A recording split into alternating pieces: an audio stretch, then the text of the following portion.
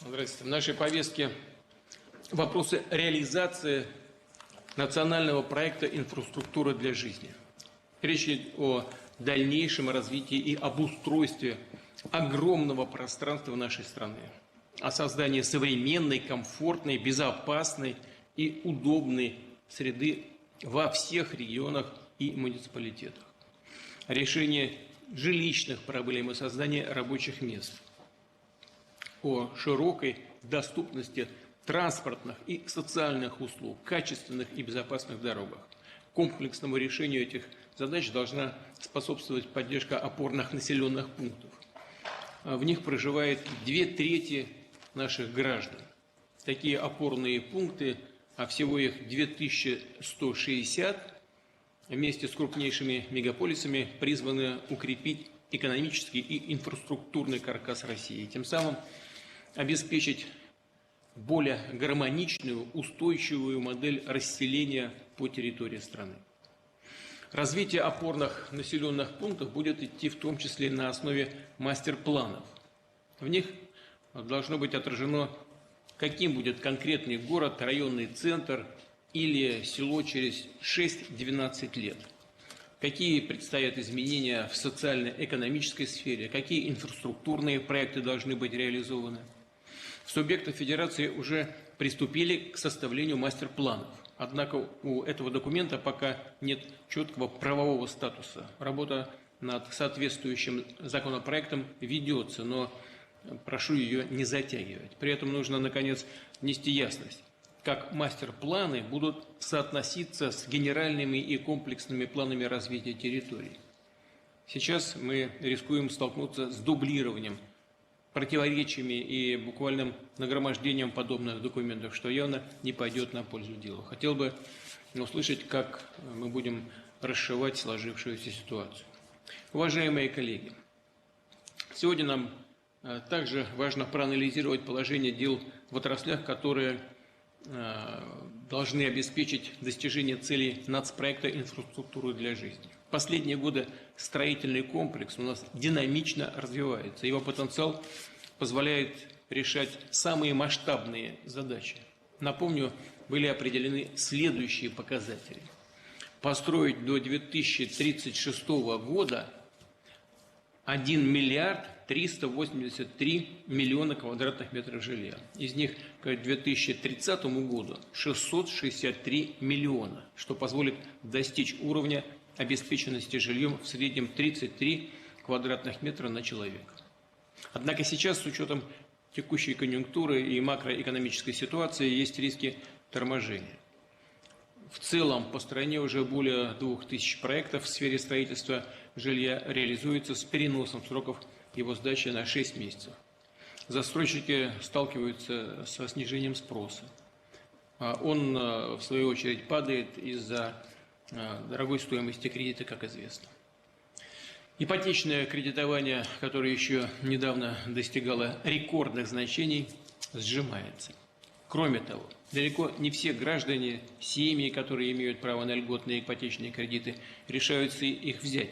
Банки облагают их дополнительными комиссиями от 5 до 10%. И здесь необходимо навести, конечно, порядок. Тем более, что государство выделяет банкам финансовые ресурсы на выдачу таких кредитов. Добавлю, что растет и стоимость банковского проектного финансирования для строительных компаний. На этом фоне также падающего спроса запуск новых проектов сократился на 23% относительно предыдущего года. У застройщиков растут долги, что угрожает устойчивости бизнеса вплоть до ухода с рынка и может, конечно, привести к сокращению занятости в отрасли, негативно сказаться на всей экономике. Очевидно, что правительству совместно с Банком России необходимо принимать адекватные ситуации и меры. Кроме того, понадобится разработать и программу временного субсидирования процентной ставки по кредитам для проектного финансирования строительства объектов, прежде всего в малых городах. Мы об этом несколько раз говорили, я просил бы на это обратить внимание. Там объем строительства небольшой, и здесь, безусловно, нужна поддержка со стороны государства. Со сроком ввода этих объектов в малых городах в эксплуатацию в 2026 году. Важнейшее направление, востребованное у граждан, это индивидуальное жилищное строительство. В прошлом году объем ИЖС составил 62,3 миллиона квадратных метров. Это около 58% от общего ввода жилья в стране. Здесь свою роль сыграли такие наши системные решения, как дачная амнистия, программы социальной газификации, строительство и обновление дорог, развитие систем ФАПов. Понятный порядок присоединения к электросетям. Это все важно для человека. Необходимо наращивать этот сегмент жилья, обращать особое внимание на предоставление земельных участков, на их обеспеченность инфраструктурой, на создание надежных механизмов для того, чтобы граждане могли вкладывать свои средства в индивидуальное строительство. Сегодня также обсудим планы переселения граждан из аварийного жилья. В новые квартиры до 2030 года должно переехать 345 тысяч человек. Будет ликвидировано не менее 6,2 миллиона квадратных метров непригодных для проживания зданий. Но при этом мы должны понимать, что объем аварийного фонда может расти более высокими темпами, чем раньше. Около 2,2 миллиона квадратных метров ежегодно. В том числе потому, что исчерпывается ресурс домов, построенных в советское время массовыми сериями. Хотел бы, конечно, услышать на этот счет тоже предложение, как планируется эту задачу решать. Уважаемые коллеги, достижение целей и ориентиров, которые я только что обозначил, зависит от работы всех уровней власти. Особая роль здесь у региональных команд. Что сейчас важно предпринять? Нужно исключить из региональных и муниципальных правовых актов требования, не предусмотренные федеральным законодательством. Есть здесь проблема. На федеральном уровне уже кое-что отменено, а в регионах еще продолжает действовать. Это создает просто бюрократические проблемы.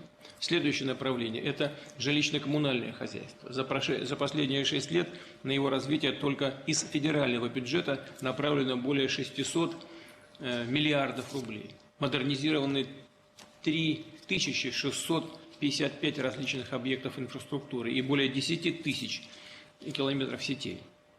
По оценкам, на широкое обновление систем ЖКХ до 2030 года потребуется не менее 4,5 триллионов рублей, как бюджетных, так и частных инвестиций. При этом надо обеспечить использование всех внутренних ресурсов и резервов отрасли, в том числе для выявления зон риска, предотвращения аварийных ситуаций. Важно также выработать более четкие стандарты по содержанию и ремонту многоквартирных домов. Их в нашей стране 950 тысяч, более 950 тысяч. И жильцам каждого из них должно быть понятно, как формируется плата за жилищные услуги. Разумеется, как и куда расходуются эти средства, включая сборы на капремонт. А за эти направления отвечают управляющие компании. Уже много сделано для повышения качества и прозрачности их работы. Ужесточаются лицензионные требования. Но надо и дальше уделять внимание этим вопросам. Ведь такие компании несут прямую ответственность перед гражданами, да и существуют-то, собственно, на их средства. Уважаемые коллеги, название нацпроекта «Инфраструктура для жизни» сформулировано очень точно. Все его направления напрямую затрагивают потребности, нужды, интересы людей. Одно из таких направлений – развитие и обновление дорог. На сегодняшний день в нормативном состоянии находятся более половины региональных дорог и 85% дорожной сети в 105 городских агломерациях. Но очевидно, что дорожные покрытия, особенно в нашем климате, постоянно требуют ремонта, поэтому набранные темпы нельзя снижать. И решать задачи, поставленные в этой сфере, нужно эффективно и качественно. Добавлю, что новый национальный проект предусматривает дальнейшее развитие общественного транспорта. В его парке не менее 85% машин должны быть современными, удобными, экологичными и безопасными для людей. Давайте обсудим эти и другие вопросы, связанные с источниками финансирования. Здесь, безусловно, следует задействовать самые разные возможности для решения задач, о которых я только что сказал. Уважаемые коллеги, работа по формированию комфортной среды для жизни уже идет активно в регионах. У нас сегодня на связи субъекты федерации, где реализуются такие инфраструктурные проекты. Давайте приступим к работе. Слово Марату Шакирзяновичу Хуснуллину. Я знаю, что он готов и сам сказать несколько слов, и передать эстафету как раз в регионы, которые расскажут о том, как идет работа у них в муниципалитетах. Пожалуйста, Марат Шакирзянович. Уважаемый Владимир Владимирович, уважаемые члены президиума, коллеги. С 2025 года начал работу национальный проект «Инфраструктура для жизни», который в широком смысле охватывает всю инфраструктуру, необходимую для комплексного обновления населенных пунктов и улучшения условий проживания наших граждан. Сегодня мы хотим вам представить ряд новых объектов, которые завершены в разных уголках нашей страны. Отмечу, что в части развития инфраструктуры ключевую роль играют финансовые инструменты поддержки. Для поддержки развития инфраструктуры в регионах, по вашему поручению, Владимир Владимирович, правительством с 2022 года реализуется инициатива «Инфраструктурное меню», где были собраны все финансовые инструменты поддержки. Общий объем финансирования по всем проектам составил более 1 триллион 400 миллиардов рублей. Инициатива оказалась очень востребована у регионов, и сегодня мы продолжаем ее реализацию в рамках нового национального проекта. Среди таких механизмов инфраструктурные кредиты, которые благодаря вашей поддержке будем предоставлять до 2030 года. Использование инфраструктурных кредитов регионами позволяет комплексно обновлять населенные пункты, создавать новое жилье и рабочие места. Примером такой работы стал проект «Доброград». Это новый населенный пункт, абсолютно новый, в котором за счет инфраструктурных кредитов уже ввели в эксплуатацию дороги, открыли школу, строят детский сад, ФОК, объекты ЖКХ. Предлагаю слово дать Владимиру Михайловичу Седову, инициатору и инвестору данного проекта. Пожалуйста. Пожалуйста, Владимир Михайлович. Спасибо. Уважаемый Владимир Владимирович, уважаемые члены Президиума Госсовета. Инфраструктура для жизни имеет основополагающее влияние на качество жизни в наших населенных пунктах. В конечном итоге от нее зависит успешное развитие демографии и экономики нашей страны. Город, в котором рождается много детей, дети, получив профессию, не стремятся его покинуть, и город, в который люди хотят переехать из других регионов страны и из-за рубежа. Являясь инициатором строительства нового города с нуля, мы заложили семью в основу развития Доброграда. Я даже так скажу, что мы внутри своей команды используем термин, что семья – это градообразующее предприятие города. И считаем, что именно вокруг семьи нужно выстраивать дальнейшее комплексное развитие наших населенных пунктов, от мастер-планов территории до жилищной и социальной политики. Мы изначально решали ключевую задачу, чтобы люди захотели приехать в новый город, чтобы позитивная демография стала живой реальностью. И создавая инфраструктуру Доброграда, мы поставили в центр семейно-центричность этой инфраструктуры. Это не лозунг, а практическая модель, в которой семейное жилье, строящееся в Доброграде, создает условия для того, чтобы в семье рождалось больше детей. Важно, чтобы жилье было доступным, могло меняться и расти вместе с ростом семьи. Сегодня у нас есть квартиры большой площади в малоэтажных домах, таунхаусы, индивидуальные жилые дома. И вы абсолютно правы, Владимир Владимирович, мы видим, какой на самом деле большой вклад вносит именно индивидуальное жилое строение. Проживающие в них семьи имеют наибольшее количество детей и очень комфортно себя чувствуют в этих условиях. Социальная среда в Доброграде работает не как функция, но и как помощник в воспитании детей. В моем понимании ее задача снижать стоимость ребенка для родителей. И в деньгах, и во времени, и в ответственности. Не подменяя семью, а помогая ей. У нас сегодня работает 2 школы полного дня, одна из них муниципальная на 855 мест. Заканчивается строительство муниципального детского сада, уже 2-го по счету в городе. Важная роль принадлежит объектам здравоохранения. Мы внедрили у себя 3-уровневую систему медицинского обслуживания. Помимо традиционной поликлиники и стационара, у нас внедрен инструмент семейный врач, который проживает на территории, в которой одновременно проживает около 1200 человек.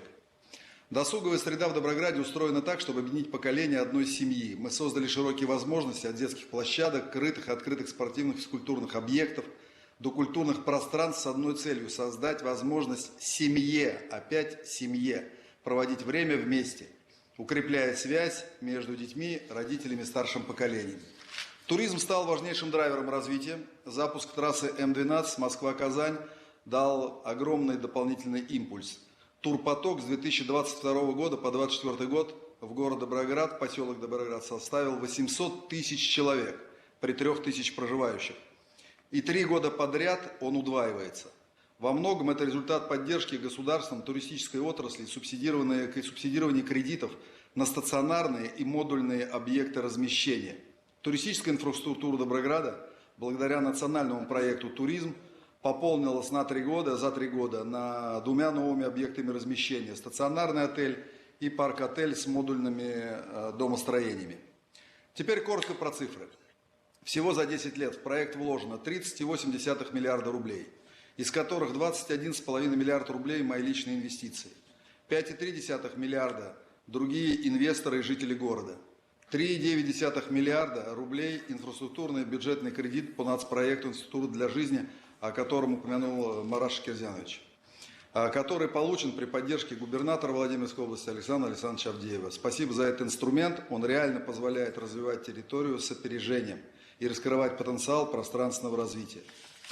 Сегодня при поддержке Максима Станиславовича Орешкина совместно с агентством стратегических инициатив мы обобщаем наш опыт, когда в центре развития семья, территория становится живой и притягательной. Мы уверены, такие решения, которые применяются в Доброграде, могут стать типовыми для опорных населенных пунктов страны. Сегодня в Доброграде проживает 3059 человек из 60 регионов России и 14 стран мира. 85% – это семьи с детьми, 74% из них с 2 и более детьми. В Доброграде семья с 2-3 детьми считается абсолютно нормальным явлением. Среди жителей 35 иностранных семей, благодаря вашему указу, Владимир Владимирович, мы видим резкий рост интереса к переезду в Россию у тех, кто разделяет наши ценности. Сейчас здесь рядом со мной находится Кристина Габдуллина и ее супруг Александр, приехавшие из Латвии, и Максим Житников, который приехал в Доброград из Германии. Они уже живут, здесь работают. Максим работает бренд-шефом наших ресторанов, а Кристина с семьей создали свой бизнес и активно его развивают в нашем городе. Если позволите, они могут кратко рассказать свою историю переезда в Россию. Спасибо за внимание. Да, пожалуйста, пожалуйста. Кристина. Добрый день, уважаемый Владимир Владимирович. Меня зовут Кристина Габдуллина. Я в 24 года переехала из Латвии в Россию. И моим, наверное, самым важным решением переехать в Россию было обусловлено желанием общаться на русском языке, жить в культуре, которая мне близка по духу, рожать детей в этой стране и давать им достойное образование непосредственно своим детям. Переехав в Россию, я, правда, прошла все этапы вот как раз-таки этого периода адаптации для переезжающих. Я очень надеюсь и верю в то, что в нашей стране появится система единого окна, которая позволит очень легко, очень мягко проходить данную адаптацию переезда иностранных граждан в эту страну. И как раз-таки здесь, в Доброграде, мы сейчас это наблюдаем, общаясь с людьми с разных стран, которые проявляют свой интерес к этому городу. Также получить гражданство Российской Федерации меня сподвигло именно непосредственно переезд в Доброград, который дал такую, скажем так, основу для жизни, для семьи. У нас 4 детей, самому младшему ребенку на сегодняшний момент 9 месяцев. И мы очень комфортно чувствуем себя в этом городе. Дети себя чувствуют в безопасности, они посещают как раз-таки новооткрывшуюся школу, гимназию, им это все очень нравится. Инфраструктура таким образом состоит, что позволяет детям проживать достойные годы своего детства, получая все блага, которые можно, в принципе, в своем возрасте иметь. Вот, наверное, выбирая город в регионе, особенно переезжая из Латвии, там, из Риги, сначала в Москву, а из Москвы уже в регион, в Ковровский район, то в первую очередь выбирали город для жизни именно для семьи. Это если вот вкратце сказать пару слов. Кристина, а все-таки что было самым сложным? С какими трудностями вы столкнулись, когда оформляли необходимые документы, там, решали бытовые вопросы? В первую очередь, да, Владимир Владимирович, в первую очередь это, наверное, больше психологическая адаптация, потому что нету поддержки. При переезде ты сталкиваешься с рядом вопросов, а есть люди, которые... Ну, я русскоговорящая, да, то есть моя семья, она состоит из разных национальностей, и русский язык у нас был в приоритете в семье. Но многие же не знают, например, русского языка. Для многих оформление документов и социализация в общество, она сложна, несмотря на то, что переезжая, они вдохновляются и историей, и культурой, и тем, как их принимают здесь. Но вот именно, наверное, в первую очередь это психологическая составляющая. Нету поддержки для граждан, которые переезжают с семьями, с маленькими детьми, возможно, да, и это тоже достаточно сложный процесс. Хорошо, спасибо большое. Специально Спасибо. задал вопрос этот, чтобы с коллегами потом поработать, посоветоваться, как организовать эту работу для тех, кто действительно выбирает своим постоянным местом жительства Россию. Нам нужны молодые, перспективные люди, которые семьи создают и образование получают здесь или приезжают уже с образованием.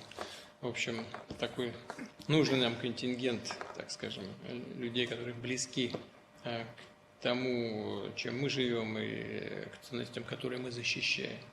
Спасибо большое. Пожалуйста. Спасибо. Дальше. Спасибо. Удачи. Спасибо. Добрый день, здравствуйте. Меня зовут Максим Житников.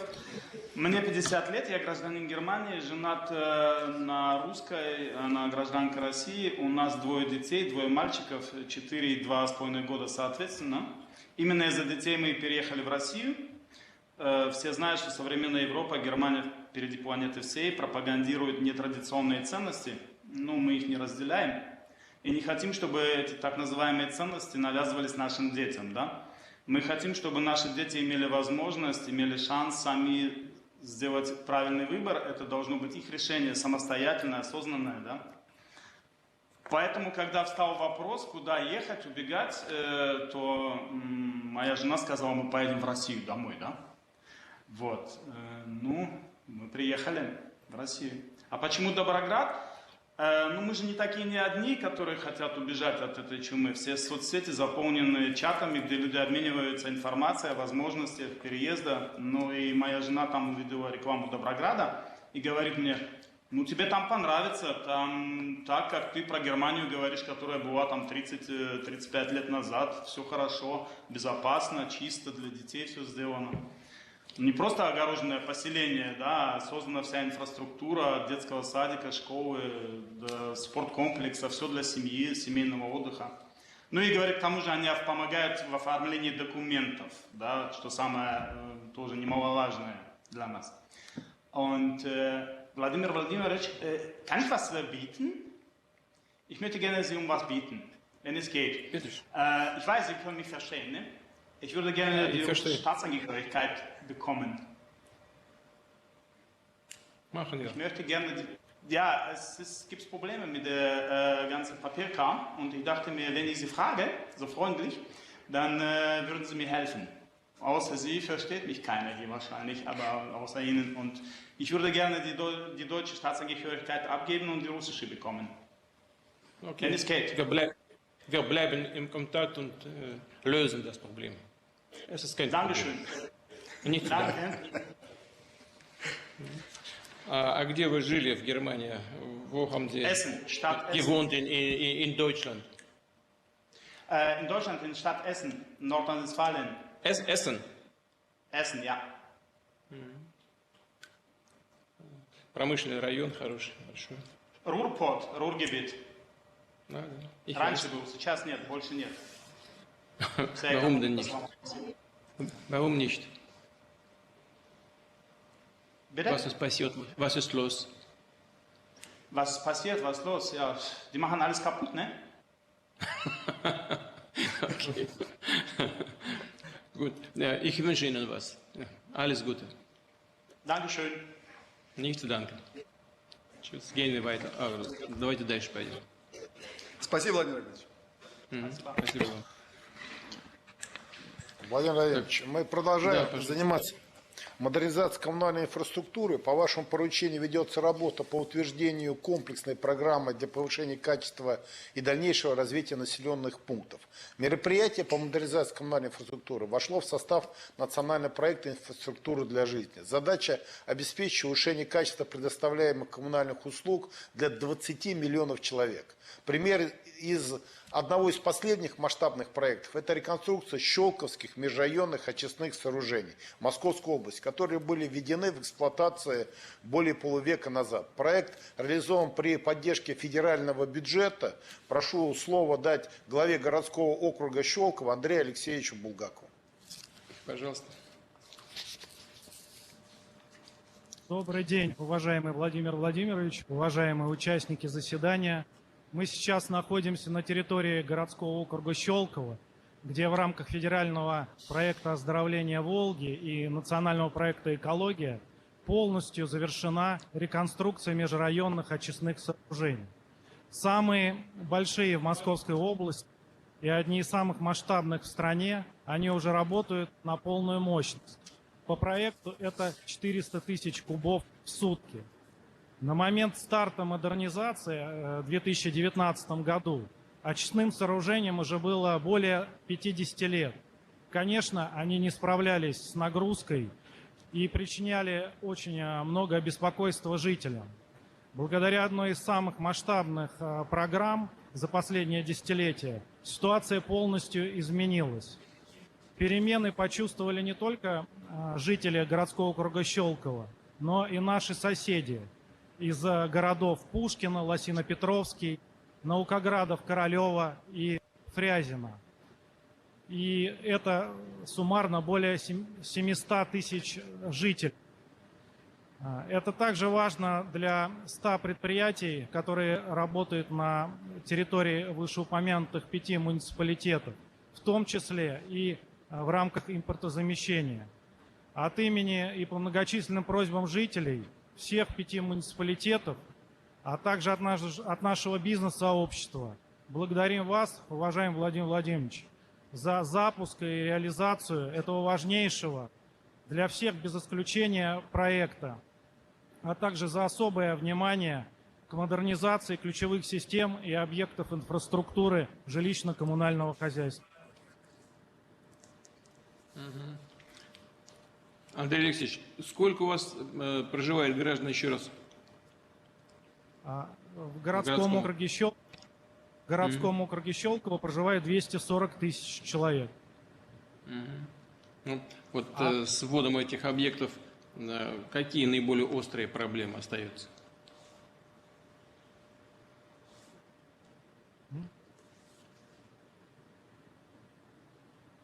Ну, как я уже сказал, это коснулось наших соседей, городов, которые обслуживают межрайонные щелковские очистные сооружения. Цикл работы сейчас такой, что исключены любые аварийные ситуации, и самое главное, исключен неприятный запах на огромной территории, которая раньше распространялась на несколько километров. Да, Андрей Алексеевич, это я понял. Я спрашиваю, какие еще острые проблемы в сфере ЖКХ остаются у вас в округе? Необходимо продолжать, мы это делаем вместе с региональным правительством, замену магистральных коллекторов межмуниципальных, которые по итогу входят в очистные сооружения. То есть большие диаметры, больше 700 миллиметров и более диаметры до 2000 миллиметров надо продолжать в течение 3 лет полностью менять. Соответственно, за последние 3 года достаточно большой объем работы по этому вопросу был тоже выполнен по региональным государственным программам. Понятно. Спасибо. Удачи. Пожалуйста. Еще один приоритет нашей работы, Владимир Ильич, это расселение из аварийного жилья. В прошлом году завершили федеральный проект «Расселение непригодного для проживания жилищного фонда» в рамках нацпроекта «Жилье и городская среда». За время реализации проекта расселено 830 тысяч человек из 14 миллионов квадратных метров. Мероприятия будут продолжены в рамках национального проекта «Инфраструктура для жизни». Планируется обеспечить переселение 6 миллионов 200 квадратных метров жилья. Завершили строительство дома для переселения, в том числе из аварийного жилья, в Ненецком автономном округе. Это город Нарьян-Мар. Строительство дома велось с поддержкой федерального бюджета через фонд развития территории. Прошу передать слово временно исполняющей обязанности губернатора Ирине Альфредовне Гехт. Пожалуйста. Владимир Владимирович, добрый день. Мы на самом деле приветствуем весну уже в Арктике, и это совпало с таким радостным для округа событием вводом в эксплуатацию нового жилого многоквартирного дома. Сегодня вот этого дома ждали многие люди, которые годами жили в аварийных ветхих бараках.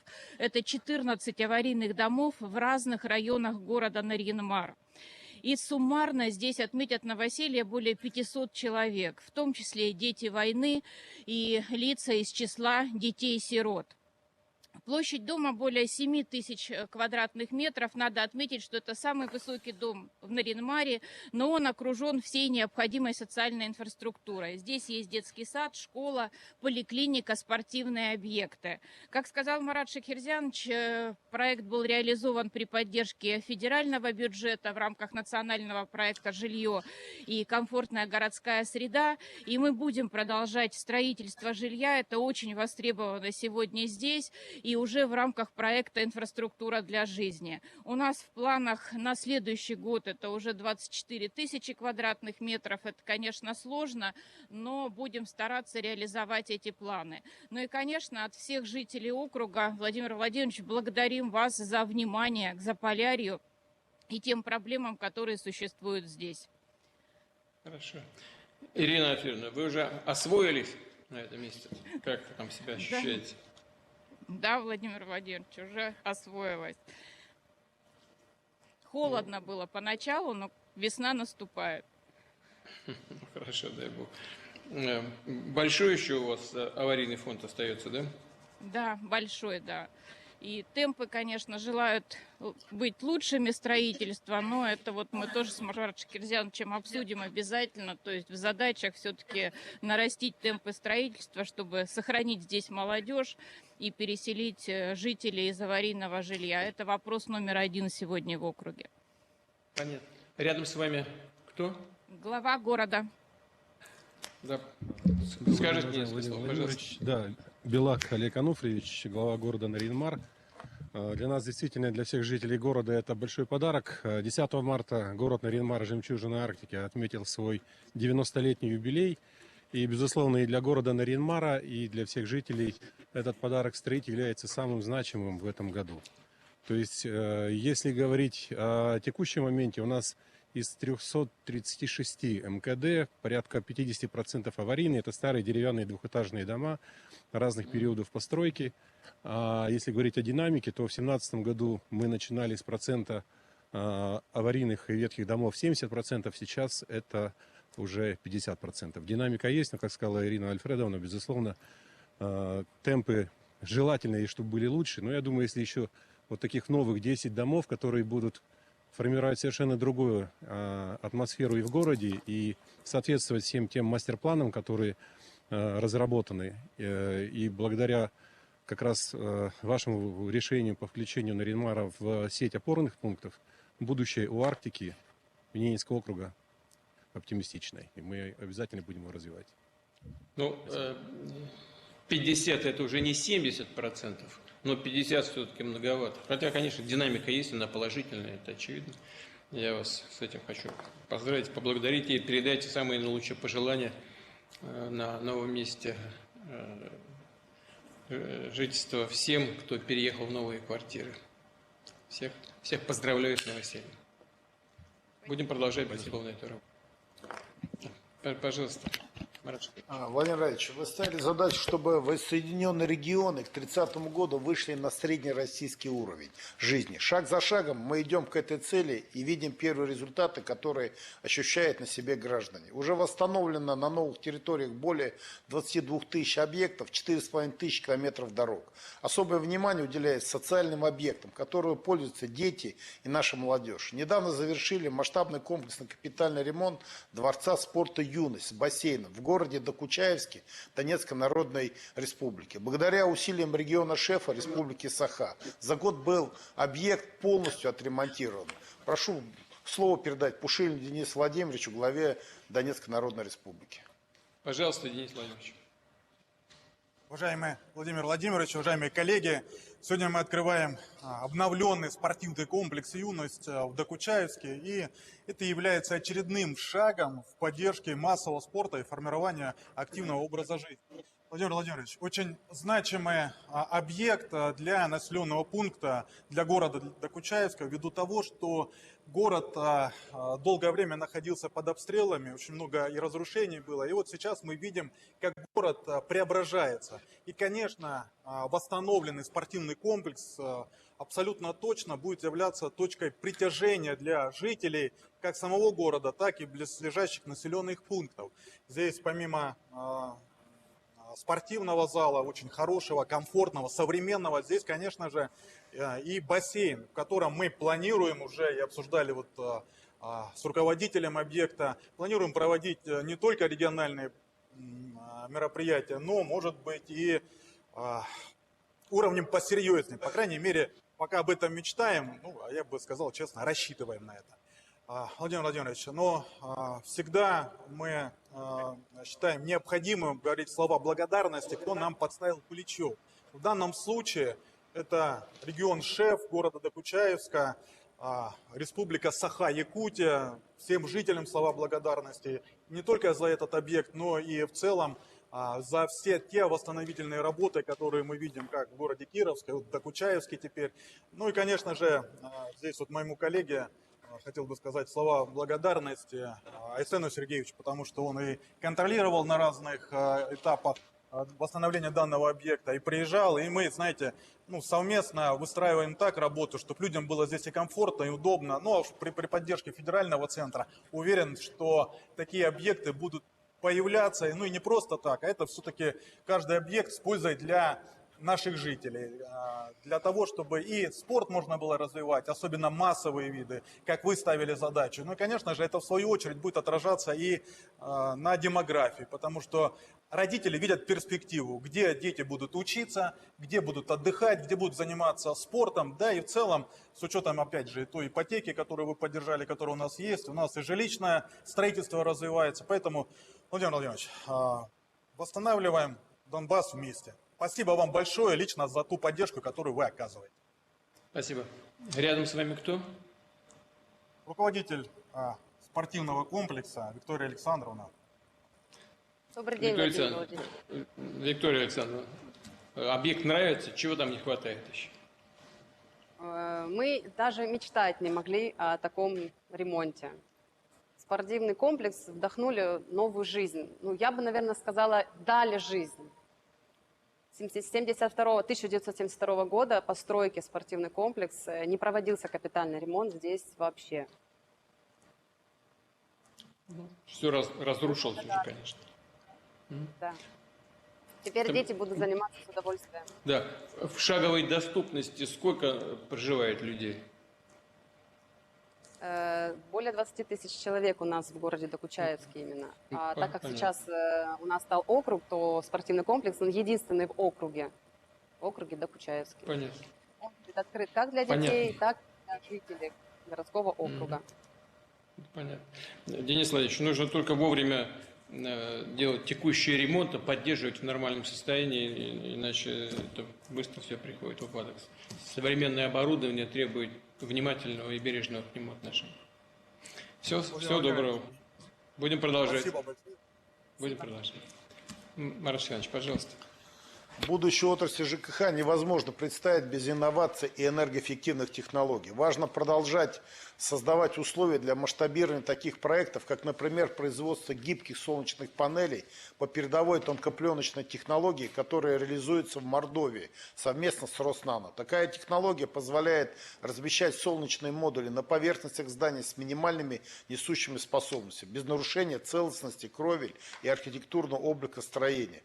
Прошу слово представить председателю управления акционерного общества Роснано Сергею Александровичу Куликову. Пожалуйста, Сергей Александрович. Владимир Владимирович, мы из солнечной, в буквальном технологическом смысле Мордовии, по-немецки пока не можем, хотя запросы в Роснано начали поступать о релокации немецких инженеров. Поэтому Шумбратада, уважаемые члены Президиума Госсовета, мы сегодня запускаем первый своего кризиса завод, производство тонкопленочных солнечных панелей, освоенная и понятная нам технология, наносим фотоактивный слой магнетронным осаждением, модульность и компактность избавляет нас от потребностей в мегапроизводствах, а бюджет доступен для среднего инвестора и практически любого региона. Мощность первой линии, первого завода 10 мегаватт в год, это 100 тысяч квадратных метров панелей, это около 1000 крыш и фасадов многоквартирных и индивидуальных домов ежегодно. Цепочки поставок и материалов и комплектующих для работы и дальнейшего развития производства налажены, и некоторые осваиваются в России. Наука заряжена, работает над следующим перовскитным тандемным фотоэлементом, что увеличит КПД по нашим ожиданиям с 15 до 25%, то есть как в тяжелых кремниевых батареях. В наших условиях это диапазон температуры, низкая освещенность. Наш полупроводник на селениде, меди, индии, галлии обгоняет кремниевый. И вообще мы считаем, что микрогенерация как ниша – это быстрое и доступное решение для энергодефицитных регионов, для сетевой инфраструктуры, ЖКХ и конечного потребителя. И мы верим, что технология станет катализатором и массовых инвестиций в производстве, в объектах генерации, в новых локальных производствах и, как следствие, снижение ДПМ нагрузки на тариф. Что мы предлагаем? Мы предлагаем регионам, особенно с высокой инсталляцией, учесть нас в программах капитального ремонта. Мы надеемся обеспечить безопасность и рациональность и сохранить стиль архитектурный. Госсовету поддержать инициативу по системному внедрению решений микрогенерации на зданиях, складах, торговых центрах. И отдельно хочется поблагодарить команду губернатора Сдунова Артема Алексеевича, уже третий наш объект в регионе на благодатной Саранской земле, и поздравить наших высококлассных специалистов с запуском. Спасибо. Спасибо, Сергей Александрович. Конечно, нужно учитывать появляющиеся возможности при производстве определенных работ. Но рядом с вами, я так понял, генеральный директор, да, Sunlight? Дмитрий Николаевич, он, может, еще два слова скажет. Какие преимущества будут у тех, кто воспользуется вашей продукцией? Завод выпуску уникальную продукцию, это гибкие солнечные модули, и основное их преимущество это то, что они очень тонкие, порядка 2 мм в толщине, модули формируют нагрузку не более 3 кг на квадратный метр, что примерно в 5-7 раз меньше, чем при традиционной технологии. Ну и, как уже было сказано, вот эта технология, она позволит немного изменить ландшафт солнечной энергетики, поскольку сегодня в нашей стране в большей степени это представлено в формате вынесенных за города и поселки солнечных ферм. При этом есть возможность как раз-таки раскрыть потенциал в сегменте ЖКХ, устанавливая на поверхности зданий. Это значит, что электроэнергия будет вырабатываться в месте ее непосредственного потребления. Ну, здорово. И уверен, коллеги во многих регионах услышат, увидят то, о чем вы сегодня рассказали, и обратят на это внимание. Ну, а руководители отрасли тем более. Желаю вам всего самого доброго, успехов.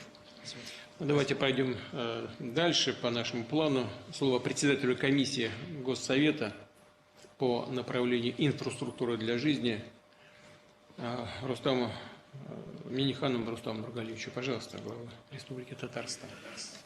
Уважаемый Владимир Владимирович, уважаемые коллеги, строительная отрасль является одной из ключевых в развитии экономики страны.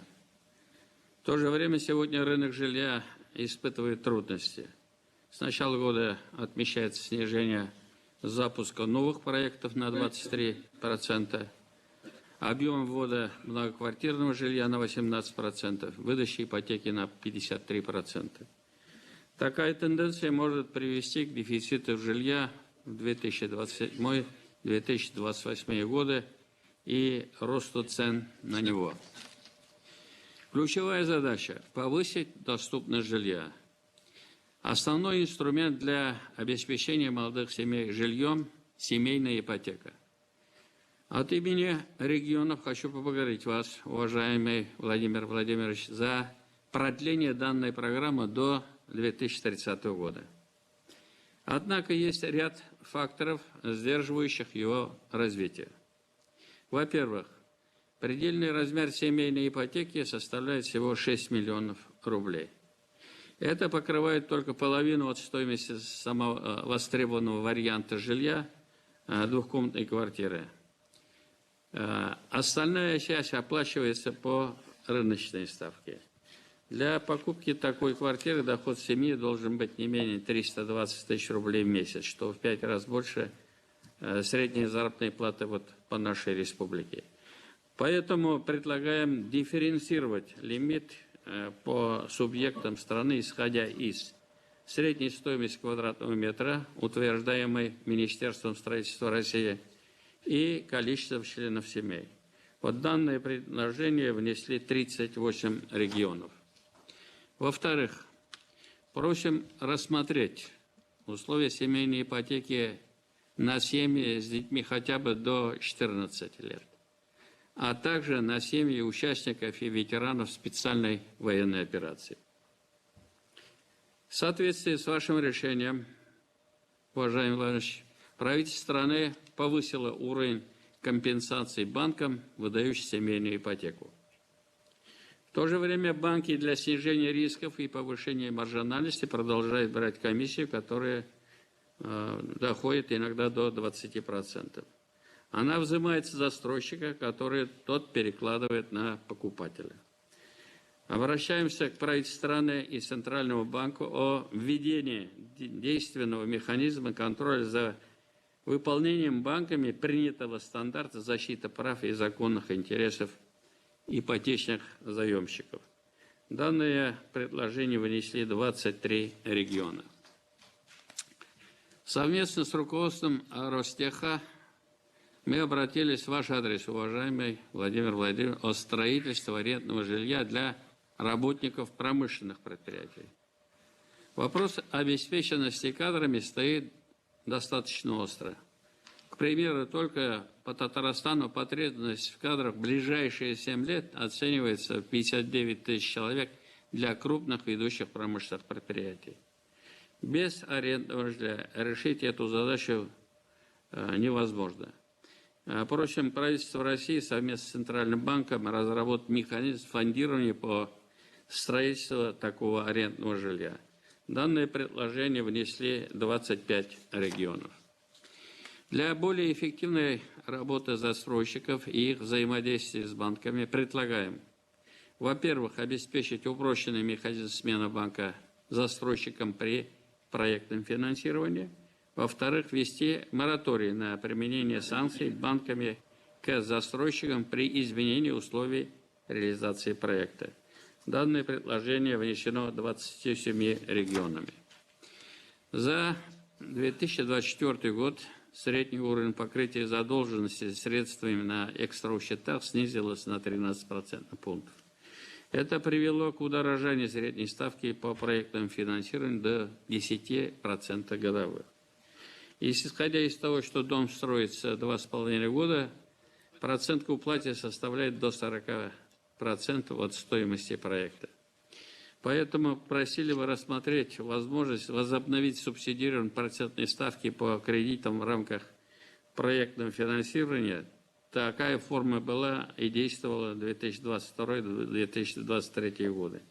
С таким предложением обратилось 21 регион. Актуальный вопрос подключения построенного объекта к сетям. Предлагаем, первое, обеспечить прозрачные условия при формировании цены на строительство объектов коммунальной инфраструктуры со стороны ресурсоснабжающих организаций. При определении стоимости строительства обязательным условием должно быть использование ресурсно-индексного метода формирования сметных расчетов. Второе. Сократить сроки подключения к инженерным сетям. Например, срок техприсоединения к электросетям может составлять до 2 лет. Третье. Уточнить действующие нормативные расчеты по нагрузке на инженерные сети. Вода, электричество, тепло при проектировании жилых и социальных объектов. Например, правилами проектирования и монтажа предусматривается двукратное превышение проектной мощности электроснабжения над фактическим потреблением. Ситуация в жилищном строительстве может привести к оттоку кадров и снижению потенциала строительной отрасли. Для его сохранения следует сделать акцент, в том числе и на стимулирование промышленного строительства. Хотел бы сказать, что хорошим инструментом является инфраструктурная облигация Дома РФ. Для увеличения объемов реализации проектов в регионах предлагаем довести объем лимита по инфраструктурным облигациям до 300 миллиардов рублей. Изменить условия финансирования по новым проектам, увеличив субсидию до 2/3 ключевой ставки Банка России. И самое главное, установить регионам возобновляемый лимит для направления средств на новые проекты после погашения займов. По новым национальным проектам плановые объемы жилищного строительства увеличатся за 6 лет и превысят 630 миллионов квадратных метров. При этом на данный объем жилья пока запланировано строительство 150 школ и 100 детских садов. Действующая процентная ставка не позволяет инвесторам строить социальные объекты даже в тех субъектах, где ранее они это делали.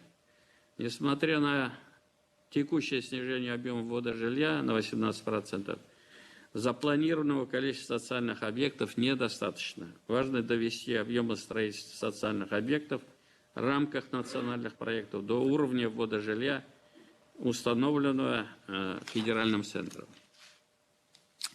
В результате увеличения площади построенных квартир растет обеспеченность жильем.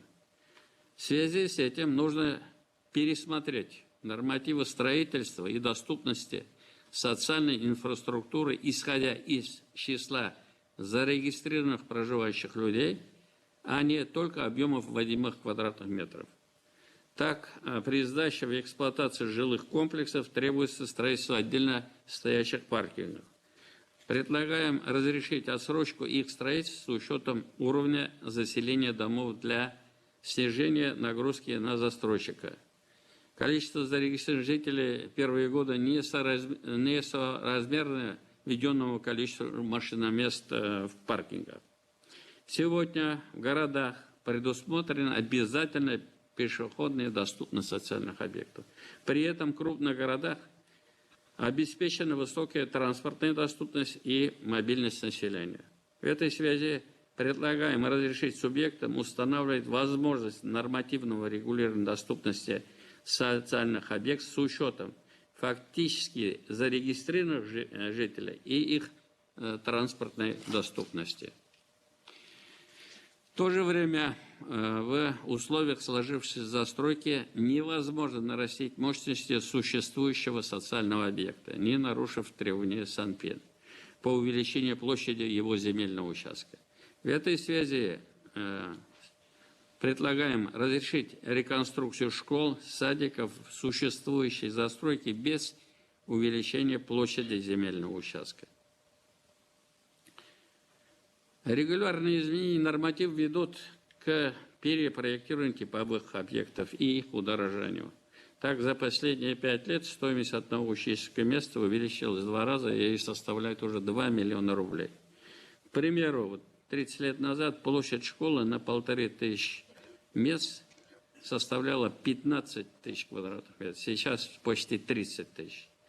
Предлагаем пересмотреть в сторону снижения существующих нормативов, учитывать в них не площади строительства, а объемы, а также установить мораторий на изменение нормативов сроков на не менее 5 лет. Уважаемый Владимир Владимирович, в настоящее время разработан законопроект по переселению граждан из аварийного жилищного фонда. Просили бы дать поручение по его ускоренному принятию. До 2030 года поставлена задача улучшить представление коммунальных услуг для 20 миллионов человек. Хочу поблагодарить вас, уважаемый Владимир Владимирович, за программу модернизации коммунальной инфраструктуры. В то же время на его реализации предусматривается только 169 миллиардов федеральных средств на 3 года. При этом в рамках вашего послания было поручено направить на программу не менее 150 миллиардов рублей ежегодно. Просили предусмотреть в бюджете на 2026-2027 годы ежегодное финансирование в указанном размере, так как обеспечить недостающий объем финансирования за счет тарифов для потребителей достаточно сложно. В то же время для увеличения финансирования поступает предложение о внесении изменений в действующее законодательство по выделению инвестиционной составляющей при установлении тарифов в сфере тепло, водоснабжения и водоотведения, выведение инвестиционной надбавки из-под действия индекса платы граждан, а также регулирование его размеров и обеспечение целевого использования данных средств.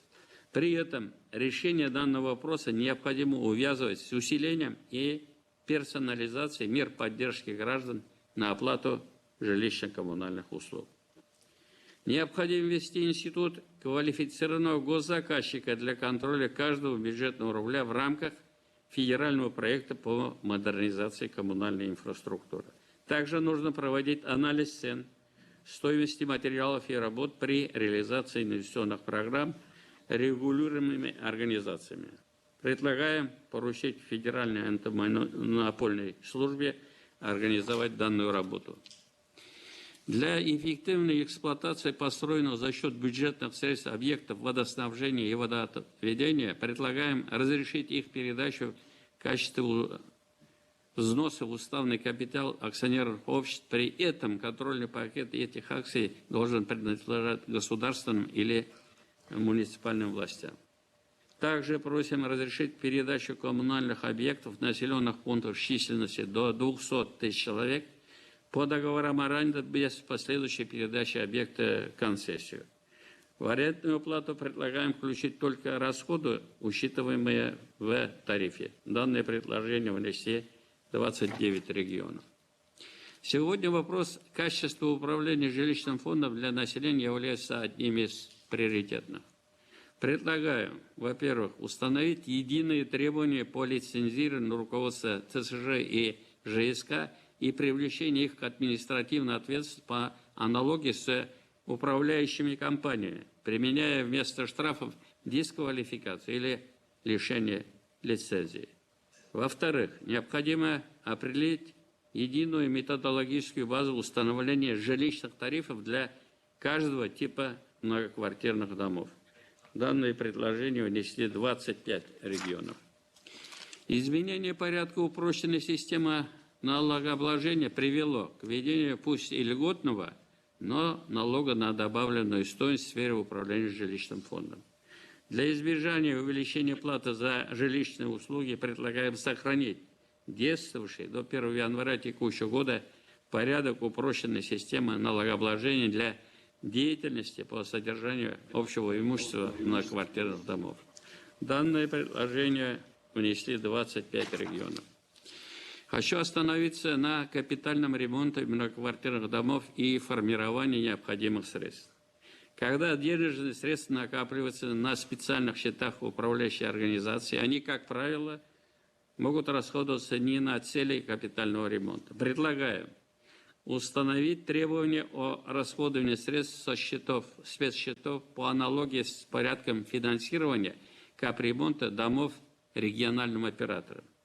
Предусмотреть обязательное восстановление средств собственников, которые были потрачены нецелевым образом, при возвращении их со спецсчетов к региональному оператору. Данное предложение внесли 27 регионов. Уважаемый Владимир Владимирович, в рамках подготовки Президиума Государственного Совета Российской Федерации в рабочую группу были внесены предложения от регионов по основным проблемным вопросам строительства и развития инфраструктуры. Вопросы сложные и относятся к деятельности правительства России, Центрального банка, Государственной Думы и требуют детальной проработки. В этой связи прошу вас, уважаемый Владимир Владимирович, дать поручение по включению в протокол заседания Президиума данных вопросов для дальнейшей проработки и внесения предложений по их решению. У меня все. Благодарю за внимание. Рустам Нургалиевич, спасибо за такой обстоятельный доклад.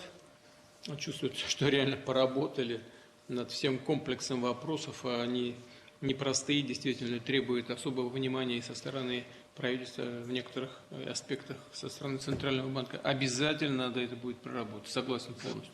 Обязательно. Спасибо за то, что так подошли к этому очень серьезно. Спасибо, Владимир Ильич. Спасибо вам. Алексей Самбуевич, пожалуйста.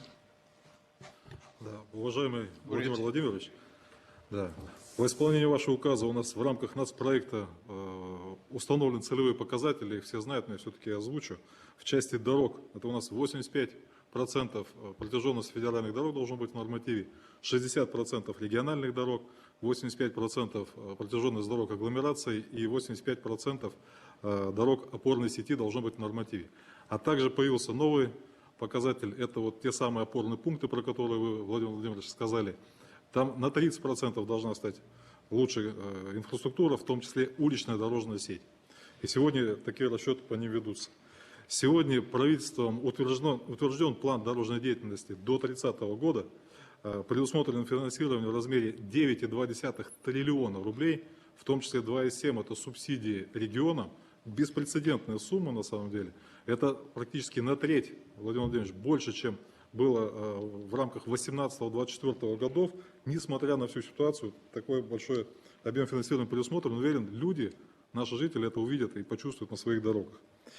Вместе с тем сегодня ведется всеми регионами оценка необходимых средств для как раз улично-дорожной сети опорных пунктов. Вот. И понимаем, что потребуется дополнительное финансирование, поэтому предлагаем посмотреть дополнительные источники, в том числе это представление субъектам права введения платы за проезд грузовых машин массой более 12 тонн по региональным местным дорогам. Именно право, поскольку субъекты разные, разная география, разная дорожная сеть, разный там транзитный трафик, ну и так далее. Где-то региональная дорога идет в параллель с федеральной дорогой, там машины едут не по федеральной, чтобы не платить, и по региональной. В общем, ситуация разная, поэтому именно право. И в рамках этого права субъекты смогут устанавливать такую плату, определять по каким конкретно дорогам и устанавливать льготы, там, ну, условно, мусоровозу там, или при перевозке строительных материалов для строительства социальных объектов, там, льготные условия, ну и так далее. И оценили по-разному у субъектов, у кого-то это менее 100 миллионов в год дохода, у кого-то более, как у Краснодарского края, более 2,5 миллиардов рублей в год может быть доход от этого. То есть это требует еще настройки в каждом субъекте. Для реализации этого нужно будет принять федеральный закон, подзаконные акты, определить операторов на местах. Но в целом предлагаем такую работу начать. В рамках комиссии Госсовета это рассмотрели, всеми регионами это поддержано. Также смотрим как источник дополнительное решение по транспортному налогу. Поэтому, Владимир Владимирович, докладываем на ваше решение. В части общественного транспорта. Перед нами поставлена задача, чтобы 85% транспортных средств было не старше нормативного срока. Сегодня это определено для городов и агломераций городов более 50 тысяч населения. Для автобусов нормативный срок, рекомендуемый срок 10 лет. Сформирована правительством программа совместно Минпромторг, Минтранс. Предусмотрены средства 154 миллиарда до 30 года. Это льготный лизинг, это прямые субсидии регионам, это программа газомоторной техники. И по расчетам вот Минтранса и Минпрома это 24 тысячи автобусов. Вот мы в рамках работы комиссии понимаем, что эта цифра требует еще подтверждения. Даже 24 тысячи, общая потребность до 30 года 32 тысячи автобусов, 24 расчетная обеспеченность. Но, Владимир Владимирович, у нас в предыдущие годы программа была 60/40, когда 60% стоимости автобуса была поддержка федерального бюджета, а 40% это льготный лизинг, еще по льготной ставке. За счет ФНБ ГТЛК давал льготную ставку. Сейчас наоборот, 40% только поддержка, а не 60%, а 60% по ставке 25-26% годовых. На этих условиях сегодня часть субъектов в принципе не заявилась, а часть свою заявку скорректировала в сторону уменьшения. В связи с этим мы смотрим, какие дополнительные источники посмотреть для того, чтобы все-таки программу по обновлению общественного транспорта реализовать. Еще на что нужно обратить внимание, о том, что Минтранс предлагает посмотреть списание бюджетных кредитов, вот эти 2/3, которые сюда направить на автобусы. Но эти списания бюджетных кредитов уже прописали и на модернизацию коммунальной инфраструктуры, и на софинансирование аварийного жилья, и на реализацию мастер-планов городов, ну и так далее. То есть это такой один источник, который уже на многие задачи поделили. Поэтому какие-то субъекты смогут поучаствовать, но далеко не все. При этом в автобусы сегодня в программу заложена минимальная комплектация и только частично автобусы с доступностью для маломобильных граждан. У нас полгода назад, в декабре прошлого года, был госсовет по семье, и было поручение о том, чтобы автобусы приобретались доступны для матерей с колясками, и также автобусы нужны доступны для маломобильных граждан, ну, наши бойцы СВО, у которых есть соответствующие ранения, ограничения. Нужны автобусы доступны для маломобильных групп населения. А это другая цена автобуса. У нас какие предложения, Владимир Владимирович? Мы посмотрели в рамках комиссии, как внебюджетный источник, это участие компаний, занимающихся страхованием ОСАГО. Такой прецедент уже был. В 2019 году в рамках решения Госсовета было ваше поручение, и автостраховые компании участвовали в вопросах безопасности дорожного движения, строили автогородки, финансировали в 46 регионах. Такое было сделано, там, ну, где дети занимаются, образование и так далее, подготовка дополнительная, другие мероприятия. То есть они так уже участвовали. Это способствовало повышению безопасности дорожного движения, то есть впрямую ложилось на вид деятельности ОСАГО. Мы предлагаем сейчас также страховым компаниям поучаствовать в финансировании обновления общественного транспорта. Это позволит снизить нагрузку с дорог, но больше людей поедут в автобусах. Тоже приведет к снижению аварийности на дорогах. При этом понимаем, какое сегодня состояние компании. По итогам 2025 года общий доход страховых компаний 330 миллиардов рублей, чистая прибыль 25 миллиардов. По 2023 году там было еще лучше показатель, 366 миллиардов был доход компании. При этом 10-12%, Владимир Ильич, 10-12% сегодня недосбор по ОСАГО, ну, поскольку люди, у кого закончился полис, продолжают ездить, недооформляют и так далее. Автоматического контроля нет. Мы предлагаем ввести автоматический контроль с использованием камер фото-видеофиксации. Это повысит уровень участия людей, ну, то есть соблюдение законных требований, чтобы оформлялись полисы ОСАГО. Дополнительная доходность страховых компаний за счет этого без повышения тарифов, только за счет повышения уровня участия, соблюдения закона, 30 миллиардов рублей в год, это плюсом доходы. Соответственно, мы предлагаем, чтобы порядка 5% от общей доходной части, но это где-то половина от дополнительных доходов от повышения ответственности, направлять на общественный транспорт.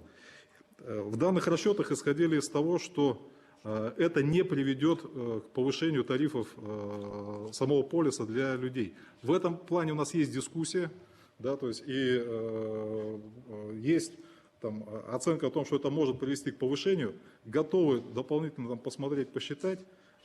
Исходим из того, что нужно сохранить экономическую рентабельность самого ОСАГО, не допускать роста тарифов для пользователей, да, ну и в рамках этого возможные средства, которые будут с учетом двух первых условий, направить как раз на поддержку общественного транспорта.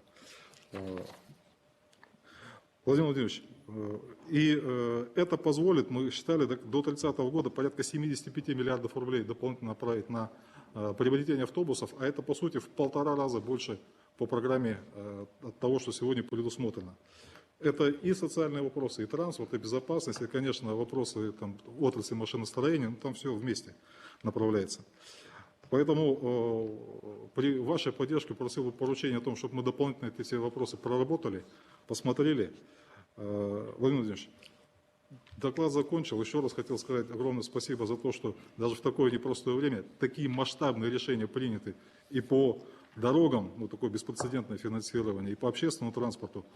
Спасибо большое, мы будем работать. Алексей Самбович, спасибо вам, что вы ищете варианты решения этих вопросов, в том числе и по общественному транспорту.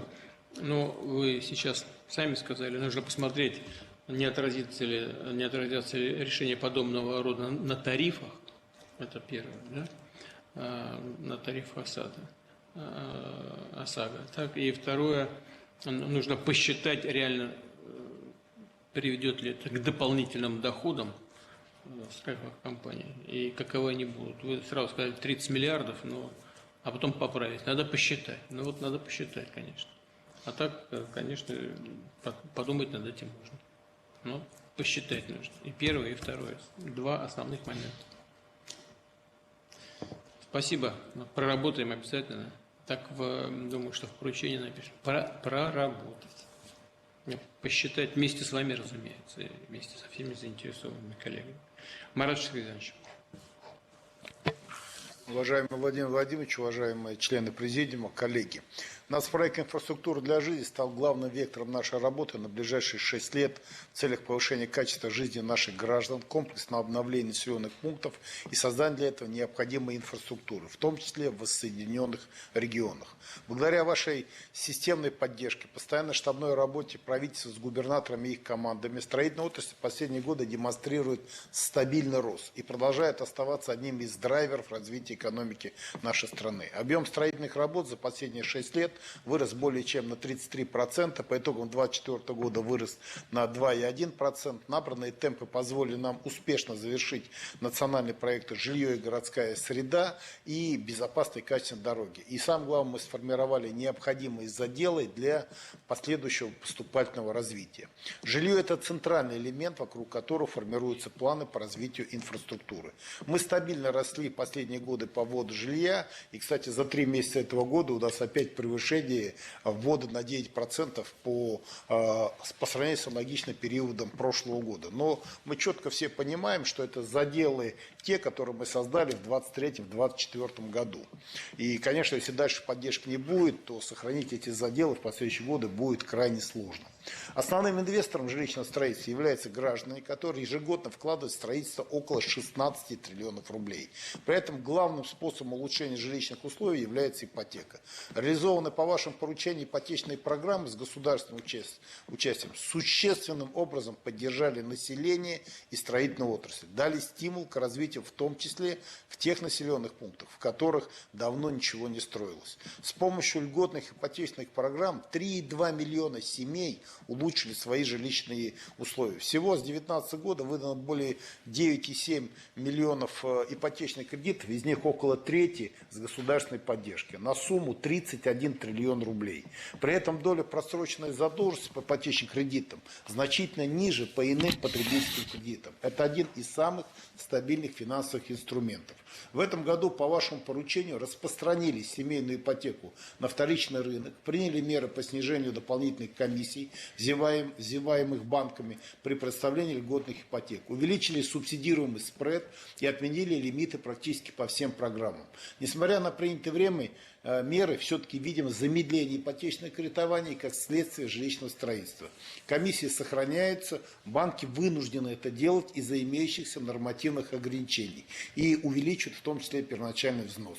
Для поддержания набранных темпов строительства и выполнения всех показателей необходима стабильная политика по ипотеке на все время реализации нацпроекта. Просил бы вашего поручения совместно с Банком России поработать необходимые решения по поддержке ипотечного кредитования.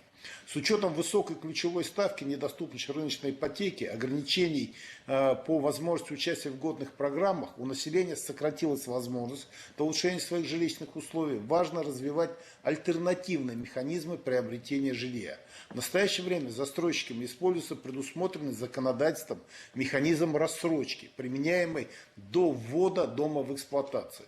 Предлагается проработать предоставление рассрочки при покупке готового жилья у застройщика и после ввода объекта в эксплуатацию, если они полностью рассчитались с банками, закрыли счета эскроу, никому ничего не должны. Для этого просто нужно предусмотреть возможность установления залога на такое имущество. В текущих условиях мера была бы крайне востребована. Об этом просят все застройщики, кто занимается на этом рынке. Также предлагается доработать механизм внедрения системы жилищно-накопительных сбережений. Соответствующий законопроект уже принят в первом чтении. Основная цель – это накопление средств на первоначальный взнос. Положительная практика использования такого механизма имеется, например, в Республике Башкортостан. По всем этим мерам потребуются поправки в законодательство. Прошу поддержать их, мы бы оперативно с Госдумой отработали. Сегодня у многих инвесторов, особенно крупных промышленных предприятий, имеется потребность в строительстве жилья и необходимой инфраструктуры в населенных пунктах, особенно небольших. Отсутствие жилья зачастую является ограничением для привлечения кадров, а где-то это является ключевым вопросом, почему люди не вкладывают инвестиции.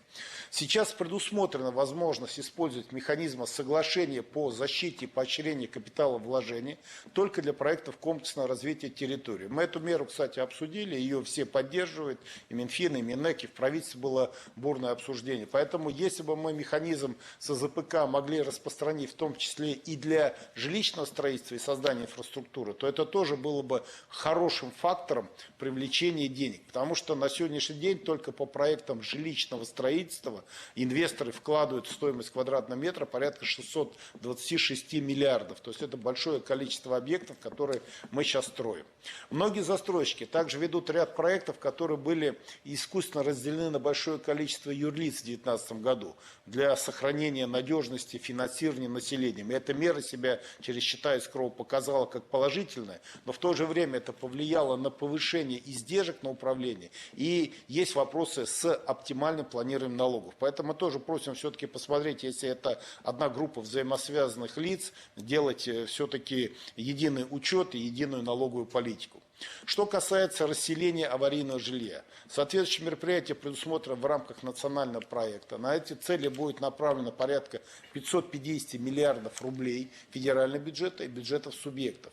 Но хотел бы обратить внимание, что у нас, как вы уже сказали, Владимир Владимирович, подходит количество дома так называемой индустриальной серии, которые были построены 60 лет назад. И у нас вот из 4 миллиардов 200 квадратных метров жилья, из которых многоквартирного 2 600, 900 миллионов квадратных метров имеет срок старше 45 лет. 300 миллионов имеет старше 60 лет. Таким образом, в течение 5-10 лет прогнозируется существенный рост выбытия жилищного фонда и значительные расходы бюджета всех уровней. Но, Владимир Ильич, мы уже опыт с аварийкой имеем. Ряд регионов, там Москва, Татарстан, Питер, Тюмень, они очень активно занимаются сегодня различными программами расселения. Поэтому нам нужно сегодня серьезное системное решение как по финансированию, так и определение стоимости выкупа. Также нам необходимо расширять механизмы КРТ. Уж как минимум в 16 городах-миллионников можем максимально задействовать средства инвесторов и внебюджетные источники, чтобы эту проблему решать. Поэтому, если бы мы оперативно могли эту инициативу сейчас внести, она у нас законодательно Минстроем отработана, находится в Думе, нам желательно ее в этом году весеннюю сессию принять, чтобы уже дальнейшую программу на все 6 лет работать по этим новым правилам, которые позволят расселить большее количество аварийного жилья. В последние годы в целом значительно вырос спрос на индивидуальное жилье. Вы об этом уже сказали. Дальнейшее развитие ИЖС ограничено отсутствием подготовленных земельных участков, обеспеченной инфраструктурой. Просто вот этот бурный рост, он выбрал все имеющиеся практически свободные участки. Но в то же время у нас много сегодня различных пустырей, у нас много различных земель неэффективно использованных. То есть у нас развитие многих населенных пунктов фактически закрыто землями лесного или сельскохозяйственного назначения, включая Включение в границы новых земель – это значительные временные затраты и административные барьеры. Мы планируем в целях реализации нацпроекта расширить эту проблему через внедрение мастер-планов, но это перспектива, она займет определенное время, уйдут деньги на их разработку, время. Поэтому мы сейчас просим все-таки более быстрых решений, как можно включить в земли, в границы населенных пунктов дополнительные земли, в том числе земли сельхозназначения, если они не ценные, мы с Минсельхозом этот вопрос обсуждали, если это не ценные пахотные там земли. И за счет этого все-таки ускорить программу ИЖС. Востребованность такая есть. И здесь мы предлагаем вообще, Владимир Ильич, ИЖС посмотреть как отдельную программу. Ее комплексную отдельную программу, потому что это и дороги, и социалка, и, значит, коммуналка, и земельные участки, и градостроительство. Поэтому считаем, что вот просим вас поддержать, сделать это отдельную программу внутри проекта «Жилье».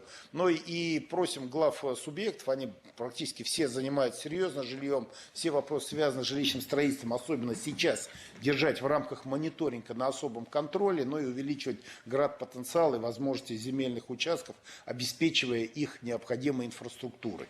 Значит, мы этот вопрос также прорабатываем в рамках сокращения инвестиционно-строительного цикла. Для обеспечения земельных участков инфраструктуры требуются большие финансовые затраты. Предлагается также проработать вместе с Минфином и Банком России механизм привлечения средств частных инвесторов. Вообще нам для развития жилья, Владимир Ильич, триллионы нужны средств, поэтому тут только бюджетом мы не обойдемся, поэтому нужно по опыту международных стран использовать различные инструменты. У нас вот хороший инструмент Дом РФ, но считаем, что надо еще и дополнительно этот инструмент расширять и привлекать все-таки средств граждан. Поэтому мы просим поручения Минфину с ЦБ нам над этой темой поработать и внести предложение. Владимир Ильич, вы вот поддержали решение о направлении Фонда национального благосостояния в виде займов на развитие коммунальной, дорожной инфраструктуры, обновление общественного транспорта. Механизм оказался крайне востребован у регионов. Предлагается его продлить и согласовать возможность реинвестировать средства ФНБ. Мы вам уже об этом говорили, мы готовы все процентные платежи, которые есть, платить, но для того, чтобы спланировать до 30 года весь инфраструктурный проект, поручение нам проработать с правительством этот вопрос. По реализации проектов жилищного строительства было запланировано существенное обновление коммунальной инфраструктуры и всех сетей. Поэтому если темпы снижения жилищного строительства будут усиляться, то это окажет негативное влияние и на темпы модернизации коммунальной инфраструктуры. В рамках нацпроекта «Инфраструктура для жизни» до 30 года мы планируем построить более 2000 объектов коммунальной инфраструктуры, более 50 тысяч километров сетей построить и обновить, улучшить качество предоставления услуг не менее чем для 20 миллионов жителей. Для этого необходимо реализовать программу в объеме 4,5 триллиона. На федеральном уровне до 30 года предусмотрели 3 источника финансирования: программы субсидий из федерального бюджета, казначейские инфраструктурные кредиты, 50% средств, освобождаемых в результате списания бюджетных кредитов, за что вам огромное спасибо, это сильно поможет регионам. При этом большая часть из необходимых 4,5 триллионов должна быть обеспечена за счет внебюджетных источников. Поэтому нам сейчас необходимо завершить формирование комплексных планов по модернизации коммунальной инфраструктуры, увязать все источники, включая внебюджетные. В качестве источников предусмотреть исполнение инвестиционных программ, повысить до 100% собираемость. Владимир Ильич, у нас вот первых 2 года, когда мы в среднем по стране собираем где-то 100%. Поэтому сегодня мы можем смело делать инвестиционные программы и требовать их исполнения. И сократить дебиторскую задолженность, которая измеряется тоже сотнями миллиардами. Здесь мы считаем, что, конечно, вместе с главами эту работу надо вместе вести. Мы ее на штабах уже постоянно обсуждаем. Важнейшей составляющей жилищного строительства является развитие транспортной инфраструктуры. Основные мероприятия по развитию федеральной, региональной сети дорог в агломерациях включены в нацпроект «Инфраструктура для жизни». Механизм достижения показателей национального проекта, в том числе приведение в нормативное состояние дорожной сети и строительства, реконструкции дорожных объектов, предусмотренных в вашем поручении, является утвержденная правительством программ на 6-летний период. Владимир Ильич, огромное спасибо. На 6 лет мы никогда не планировали. Четко понимаем, когда, что будем строить и как это будет между собой взаимоувязано. Здесь мы учли баланс спроса по перевозке грузов и пассажиров, интенсивность, задачи пространственного развития, связанность территории, обеспечение бесшовной логистики. В течение 6 лет планируем построить и реконструировать 3,8 тысяч километров дорог, федеральных 2000, 900 региональных, предусмотреть ремонт свыше 45 тысяч километров федеральных дорог. До конца 2030 года будет 50 построено обходов населенных пунктов. Кроме того, в рамках национального проекта поставлена задача по улучшению состояния уличных дорог 2160 опорных пунктов, которые являются компонентами повышения качества внутри населенных пунктов. Для строительства 663 миллионов квадратных метров жилья также необходимо реконструировать порядка 10 тысяч километров местных дорог. Именно состояние местных дорог и УДС волнует население больше всего. Это то, с чем наши граждане сталкиваются ежедневно. В этой связи наша задача необходимо обеспечить достижение поставленных целей, приоритизировать мероприятия, в том числе в опорных населенных пунктах, и обеспечить необходимое наполнение региональных муниципальных дорожных фондов. Это то, что мы с комиссией по транспорту со всеми губернаторами очень подробно обсудили. Считаем, что вот это комплексное решение, и, кстати, там можно посмотреть, у нас многие в некоторых регионах по 10 лет транспортный налог не индексировался, тоже как вариант его посмотреть как источник дохода. И мы считаем, что это позволит нам ситуацию значительно улучшить. Владимир Владимирович, в ходе подготовки мероприятия у нас десятки вопросов поступили от регионов.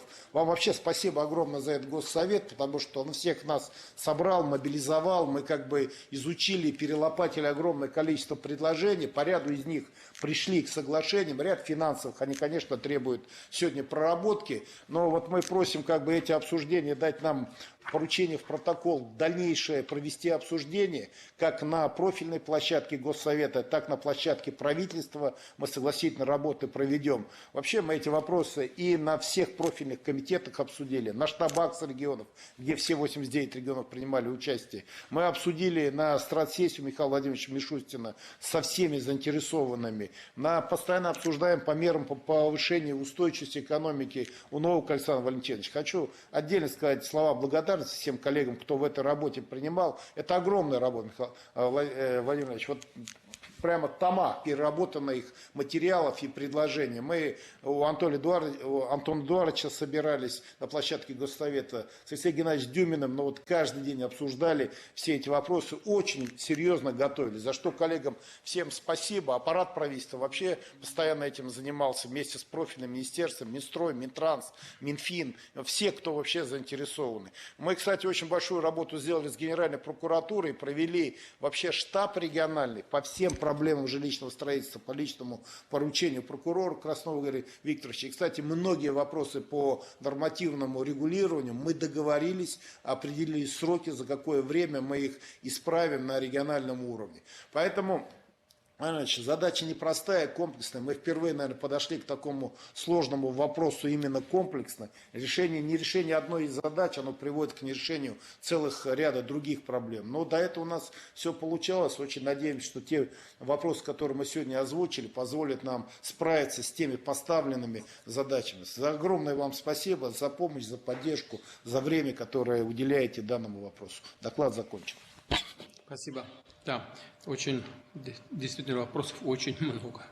И я в конце еще раз повторю, но сейчас, поскольку повод есть, скажу, конечно, нужно проработать их как можно быстрее, потому что ограничений достаточно, имею в виду прежде всего финансовые ограничения. И нужно максимально все разбюрократить и создать условия для того, чтобы и в современных условиях финансовых ограничений все-таки отрасль развивалась.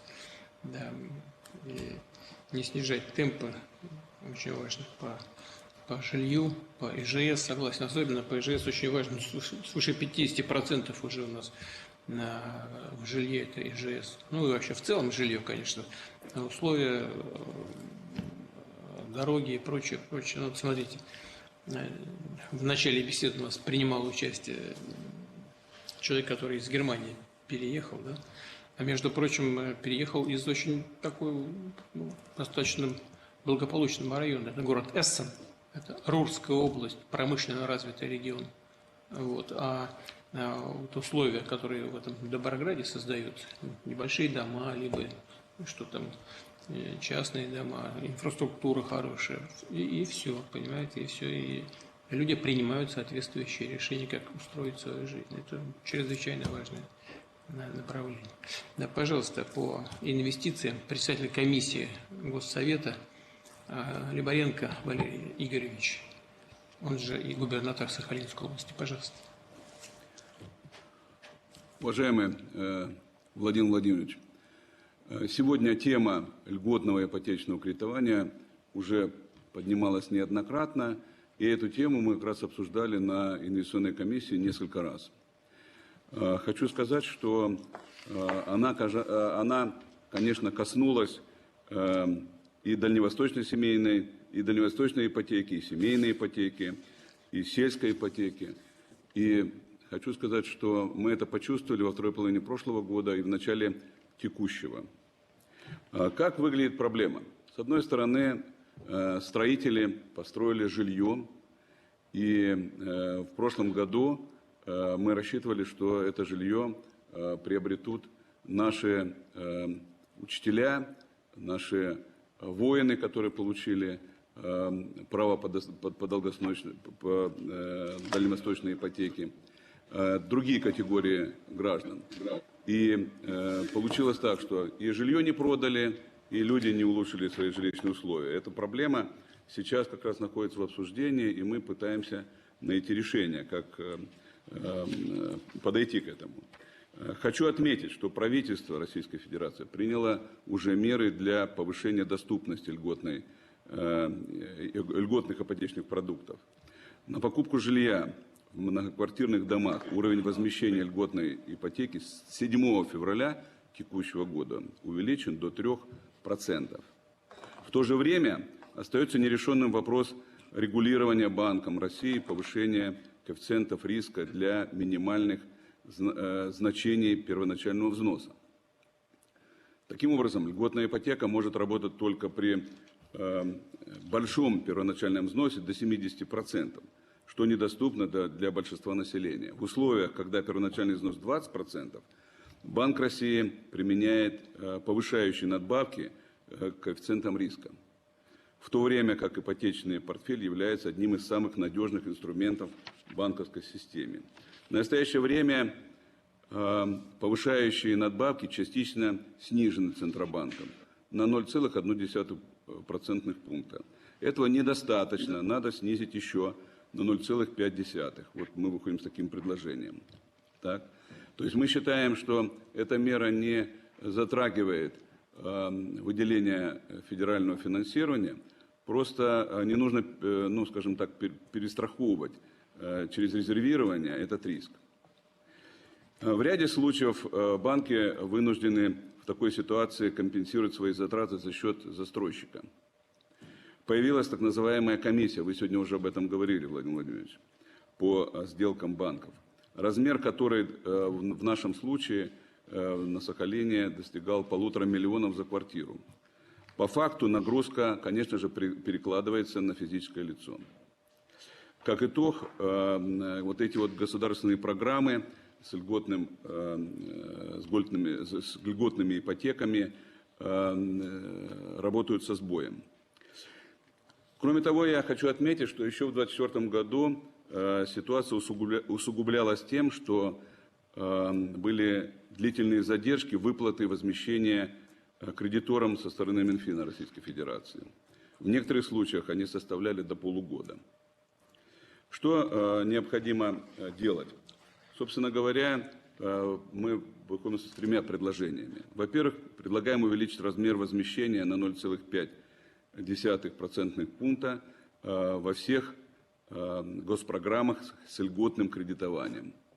Во-вторых, предлагаем, чтобы Центробанк отменил надбавки к коэффициентам риска в этих госпрограммах. Хочу еще раз сказать, что не требует федерального финансирования эта мера, просто речь идет о том, что нужно будет просто уменьшить резервирование. И в-третьих, необходимо внедрить системные меры для исключения задержек в доведении субсидий в будущем периоде.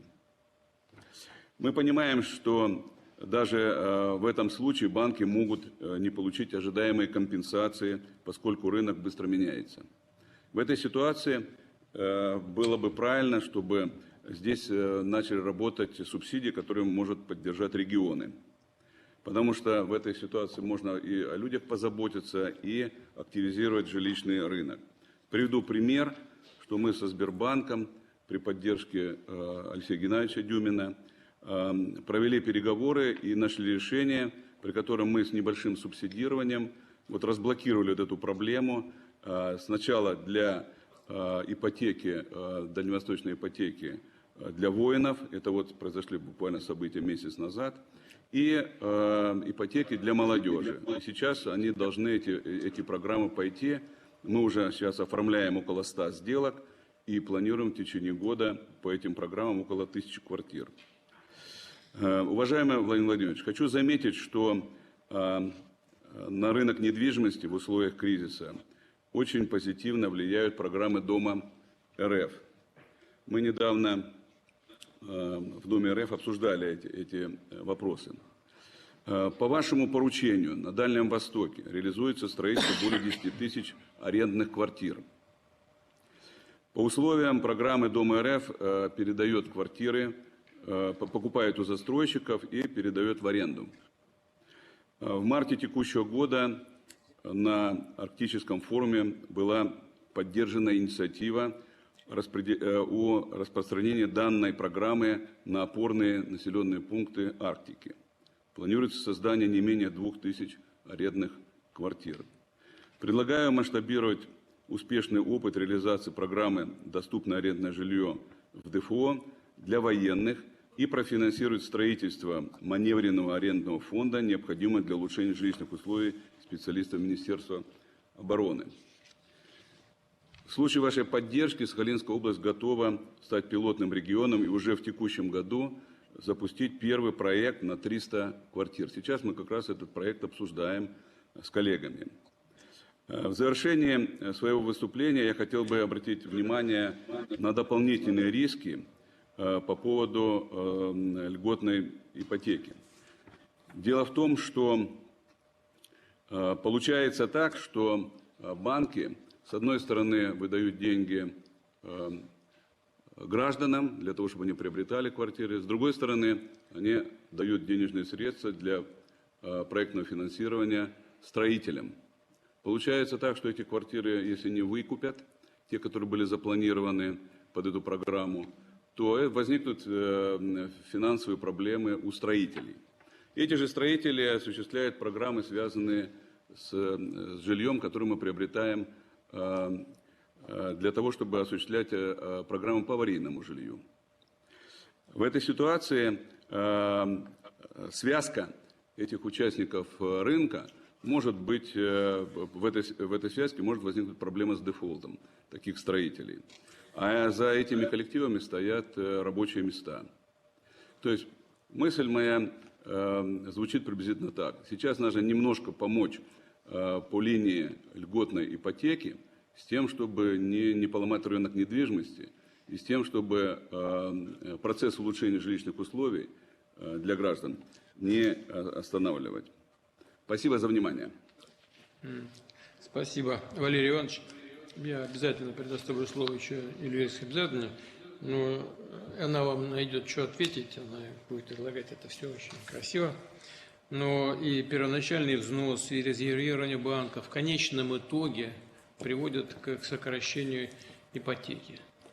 А экономические власти и хотят, чтобы ипотека сократилась в целях улучшения макроэкономических показателей. Потому что весь этот блок, и Центральный банк, и правительство считают, что если инфляцию не подавить, то будет страдать вся экономика и все граждане Российской Федерации. Это просто такая философия, такая логика решения экономических проблем. Но, тем не менее, мы тоже обсуждаем, и не только сегодня, и разные мысли, и ситуация меняется. Кстати говоря, ситуация все-таки меняется постепенно в лучшую сторону. Поэтому Конечно, я Юрию Александровичу слово предоставлю, чуть попозже. А сейчас вот Воробьев Андрей Юрьевич, экономика данных, представитель этой комиссии в Госсовете и губернатор Московской области. Пожалуйста, Андрей Юрьевич. Уважаемый Владимир Владимирович, прежде всего хочу подчеркнуть важность принятого вами решения, возможность работы комиссии и правительства и обсуждать все самое важное и актуальное. Мы на регулярной основе проводим и с регионами, и с отраслевиками в правительстве обсуждение очень чувствительных тем. Вот у меня 3 пункта, я хотел бы на них коротко остановиться. Первое. В рамках реализации национальных проектов мы модернизируем теплоснабжение, водоснабжение. И сегодня демонстрировались наши щелковские очистные сооружения. В рамках социальной газификации, это ваше решение, мы проводим догазификацию населенных пунктов. Вся эта работа связана с тем, что необходимо сделать проект по каждой работе. Что дом построить, что завод, что проложить газопровод, нужно сделать проект прокладки сетей. Сегодня, учитывая устаревшее законодательство, мы в рамках комиссии по цифровой трансформации просим вас рассмотреть возможность дать нам в пилотном режиме, дать поручение делать это все в цифре. Что это значит? Если сейчас я хочу проложить газопровод или любой другой линейный объект, мне нужно согласовывать сам проект, Владимир Владимирович, где-то 1 год, плюс-минус. Этих согласований минимум 8, максимум 10. Это дорожники, Россети, РЖД, Газпром. И все в бумаге. То есть я не могу это делать одновременно на платформе. Только последовательно, потому что сначала один должен печать поставить, второй и так 10 раз.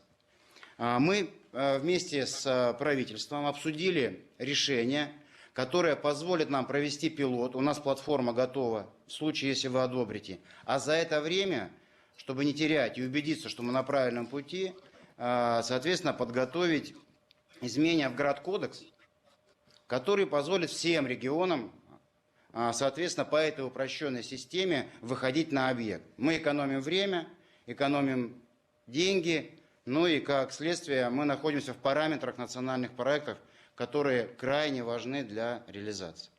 Это первая просьба, и в случае, если мы это сделаем, будет, мне кажется, очень здорово. Год и 14 дней – это пропасть. Второе предложение, Владимир Владимирович. Вы в своем выступлении и Рустам Нургалиевич, мы все понимаем важность СНТ и ЕЖС. Я имел возможность вам доложить, и вы поддержали вопрос общедомового имущества. Дело в том, что сегодня, если мы живем в МКД, у нас есть лестничная площадка, игровая площадка, подъезд. Это общедомовая территория, общедомовое имущество. А в ИЖС и СНТ такого нет. Ни дорога, ни шлагбаум. И в этой связи с 2022 года в первом чтении принят законопроект, Владимир Владимирович. И моя просьба комиссии заключается в том, чтобы в эту весеннюю сессию этот закон принять. У нас в первом квартале только в Московской области мы сдали 3 миллиона 700 ИЖС. А порядок наводить там надо. С мусором надо, люди требуют, важно, чтобы был порядок, чистота была. И вот это все регулирование, оно, к сожалению, сегодня крайне затруднительно. Закон принимаем с наступлением дачного сезона, строительства очередного. Мы можем регулировать и защищать интересы того или иного домовладения и кооператива СНТ, ИЖС или наших поселков. Это вторая просьба. И я хотел бы попросить вас, собственно говоря, вот эти сроки, чтобы мы уже весной прошли этот этап. И третье, это то, о чем говорил Рустам Нургалиевич. Дело в том, что сегодня наша нормативка и наше регулирование не позволяет двигать сроки социальных объектов. То есть то, что мы их строим, это факт. Школу, например, детский сад, парковку. Но мы можем смело, делает это часто застройщик или регион, в нашем случае застройщики. И мы можем это двигать вправо, по причине того, чтобы не терпеть избыточные издержки на обслуживание тех же школ и садов, которые еще не заполнены. Почему? Потому что идет этап заселения новых микрорайонов. И если бы вы нам дали, регионам, такое право, мы могли бы выборочно подходить. Об этом Марат Шакирзянович несколько раз на селекторах своих говорил и объяснял нюансы. То есть никто ни в коем случае не собирается нарушать этот баланс, и никто не заинтересован.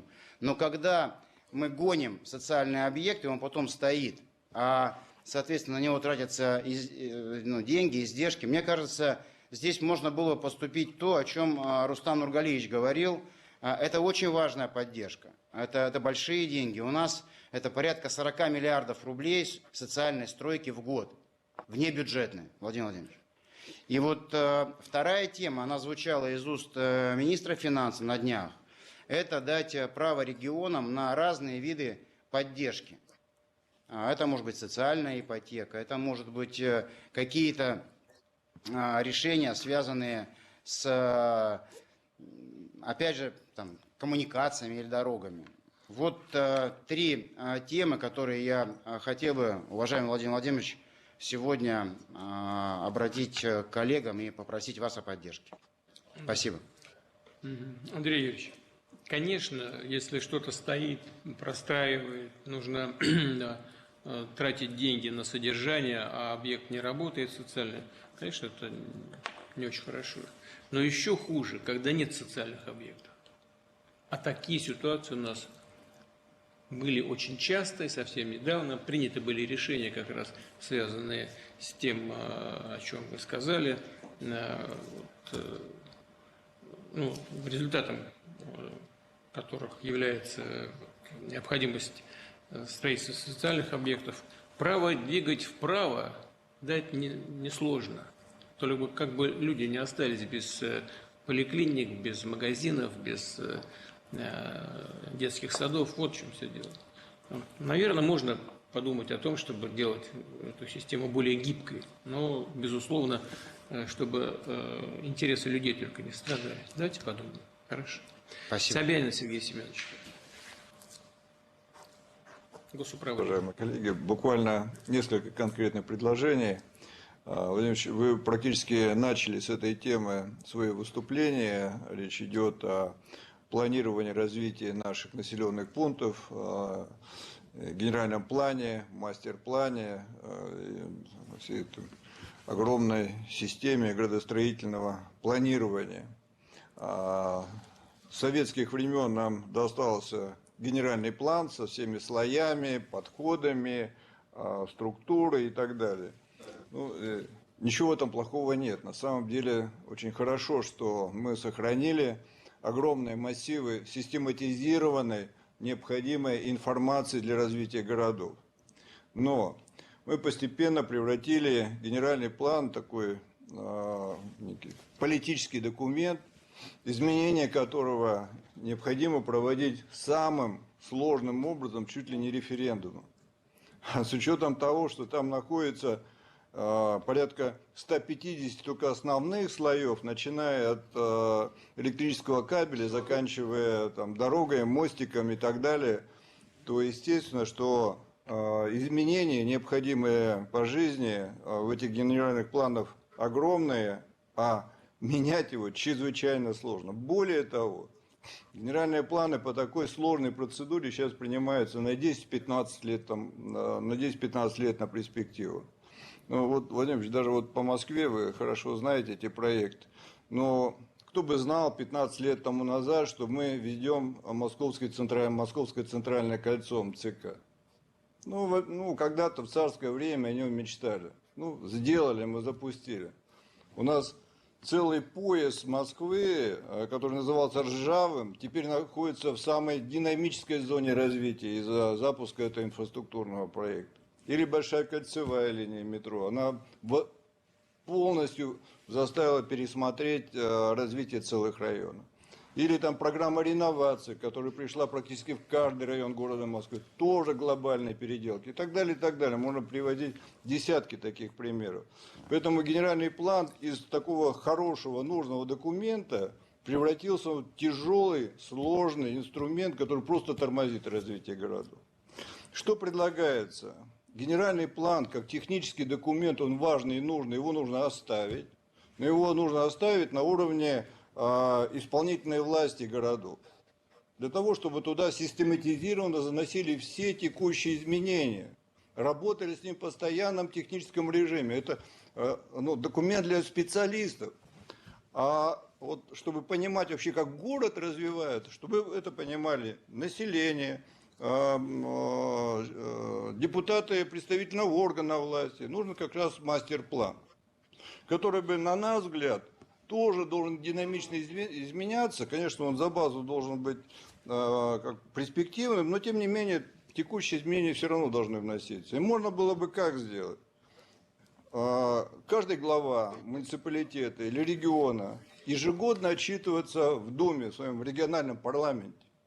И в рамках своего отчета он бы представлял в составе отчета и мастер-план, рассказывая о том, как регион будет развиваться, какие идеи возникли в течение года, как его дальше надо продвигать и так далее.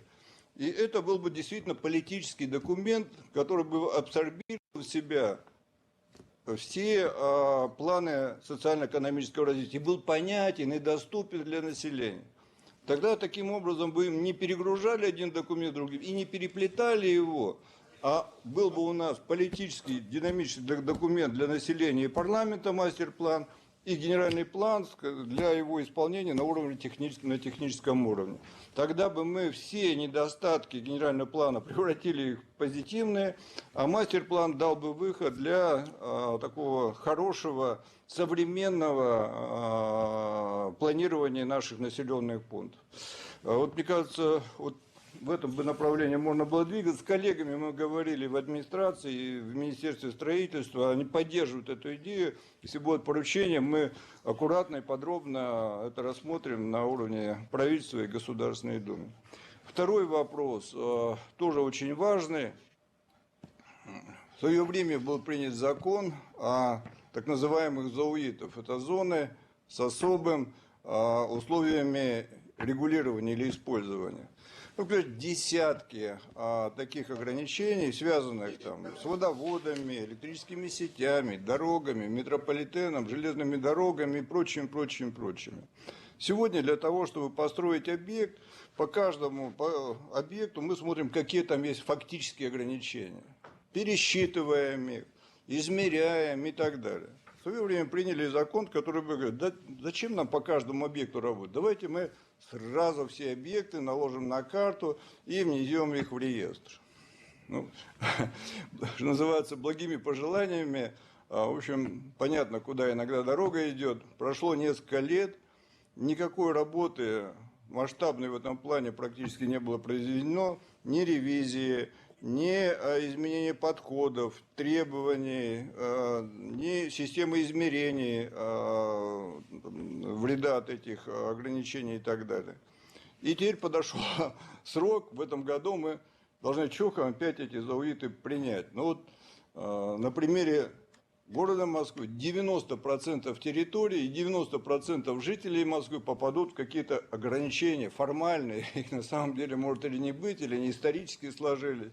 И они будут жить в какой-то серой зоне, то ли это они будут подлежать их жилище там сносу, то ли компенсации, то ли что. Это вызовет такую массу вопросов, с которых просто не выберемся. Поэтому предложение либо их вообще отменить, ну и если все-таки мы не решимся на это, хотя бы отложить лет на 5, за это время попытаться все-таки разобраться в них, подготовить, предъявить современные требования к ним, отревизировать и так далее. Что без этого, если вот реализовать то, что сегодня положено уже по подошедшему сроку закона, мы просто остановим развитие населенных пунктов. Третий вопрос. Это связано с развитием улично-дорожной сети. Всегда, во все времена, было разное регулирование. Для дорог городских и поселенческих населенных пунктов это одно регулирование. Для дорог, которые проходят там в полях и весях, другое регулирование. Вот так получилось несколькими итерациями, что у нас получилось одинаковые требования, что для магистральных дорог, которые соединяют наши большие города и малые, и улично-дорожной сети внутри населенных пунктов. Получилось так, что возьмем Тверскую. Если мы применяем стандарты обычных магистральных дорог, мы должны сделать там вместо тротуаров обочину, все дома закрыть шумозащитными экранами, посредине улицы поставить бетонные надолбы, чтобы там не было пересечений и так далее. То есть, это невозможно. И все это понятно абсолютно. Поэтому мы поднимали этот вопрос, правительство нас тоже услышали, понимают. Я думаю, что если будет еще поручение в рамках Госсовета, мы эту ситуацию поправим, потому что это действительно рационально. И последние вопросы, они связаны с инженерным обеспечением. Коллеги много уже говорили сегодня об этом. Много сделано за последние годы по развитию инженерной инфраструктуры. Но, Владимир Ильич, ситуация остается сложной и с точки зрения генерации, и с точки зрения сетей. Я докладывал вам об этой ситуации, давали поручения, и в целом глобально по энергоснабжению, например, Московского региона, правительством все решения было принято, мы с ними работаем, спасибо огромное. Но есть еще и локальные истории, например, большинство крупных городов нашей страны отапливаются за счет ТЭЦ. Это совмещенная так называемая когенерация, когда ТЭЦ вырабатывает и электричество на продажу, и тепло для населения. И слава богу, это такая эффективная история, казалось бы. Но когда эти ТЭЦы выходят на конкурс по отбору проектов по модернизации генерации, они проигрывают, потому что у них помимо электричества еще и тепловая составляющая есть. Они в целом дороже, чем обычные ГЭС.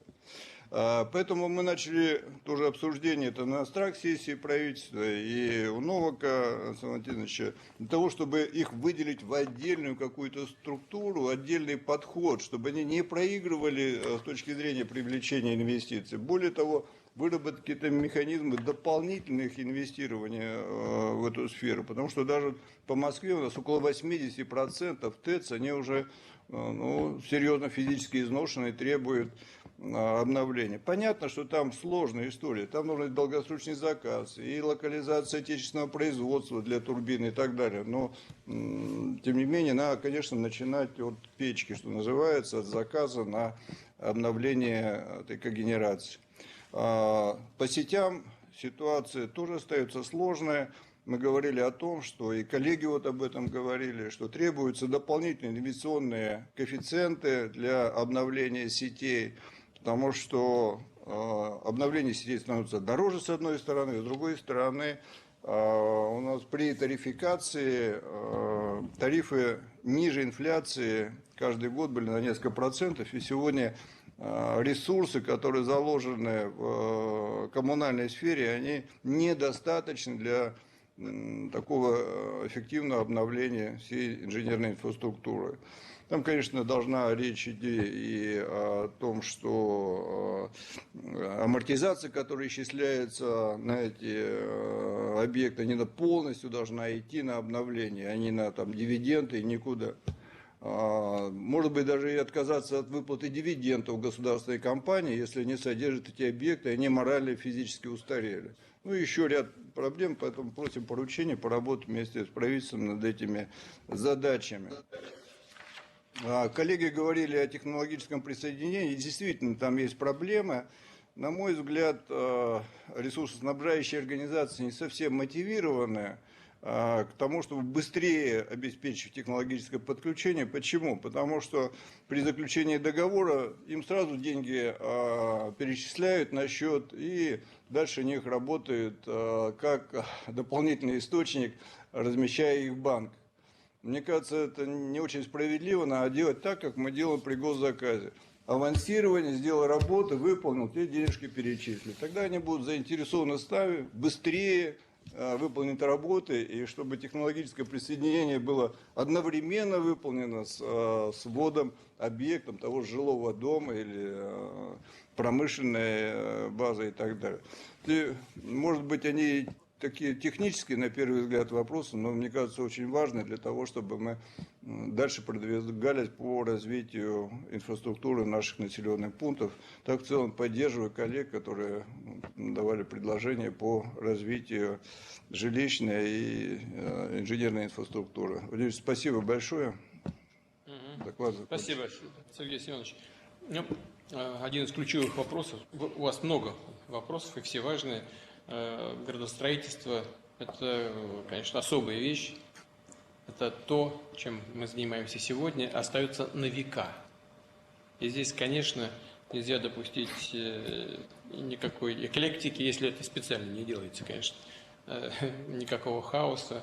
Если что-то устарело, ну, например, там, генеральные планы, как вы сказали, они мешают развитию, ну, конечно, надо подумать на тему о том, как сделать эту всю работу более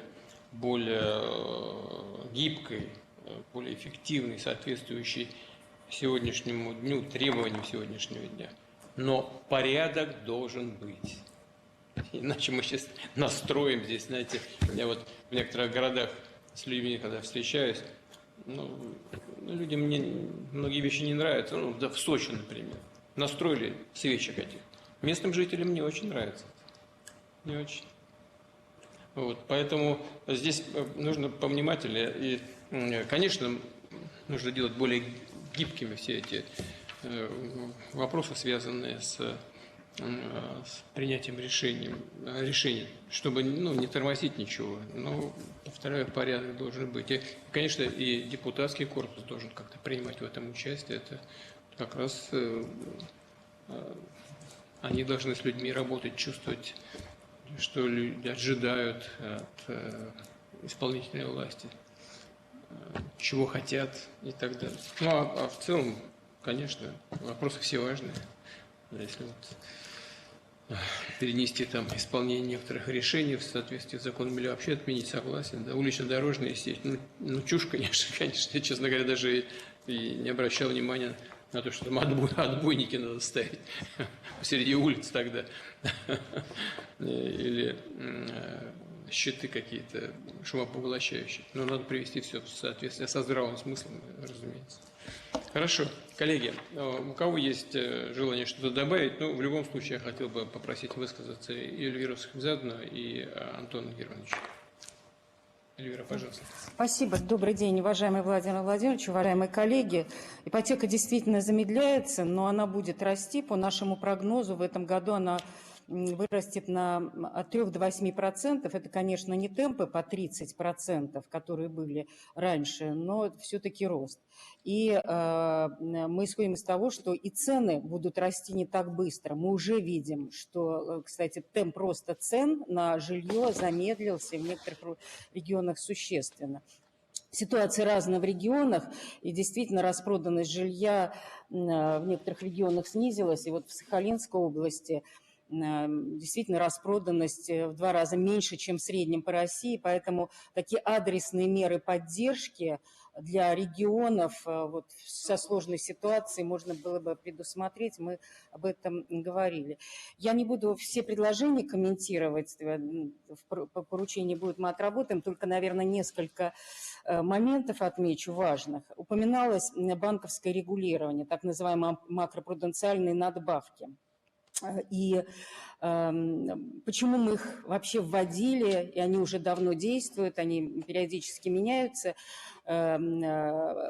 Речь идет о том, чтобы не допускать опасной закредитованности граждан. Мы не можем увеличивать темпы роста ипотеки за счет рискованных кредитов, когда люди в будущем не смогут обслуживать эти кредиты. И поэтому у нас вводится и показатель долговой нагрузки на гражданина, сколько в зависимости от дохода он направляет на обслуживание кредита. И требования к первоначальному взносу, а они очень важны. Кстати, они у нас гораздо либеральнее, чем во многих странах. Если вы посмотрите, там просто есть запреты на кредиты с первоначальным взносом там, и 30%, 50%. Я цифры уточню, у нас нет требований по 70% первоначального взноса.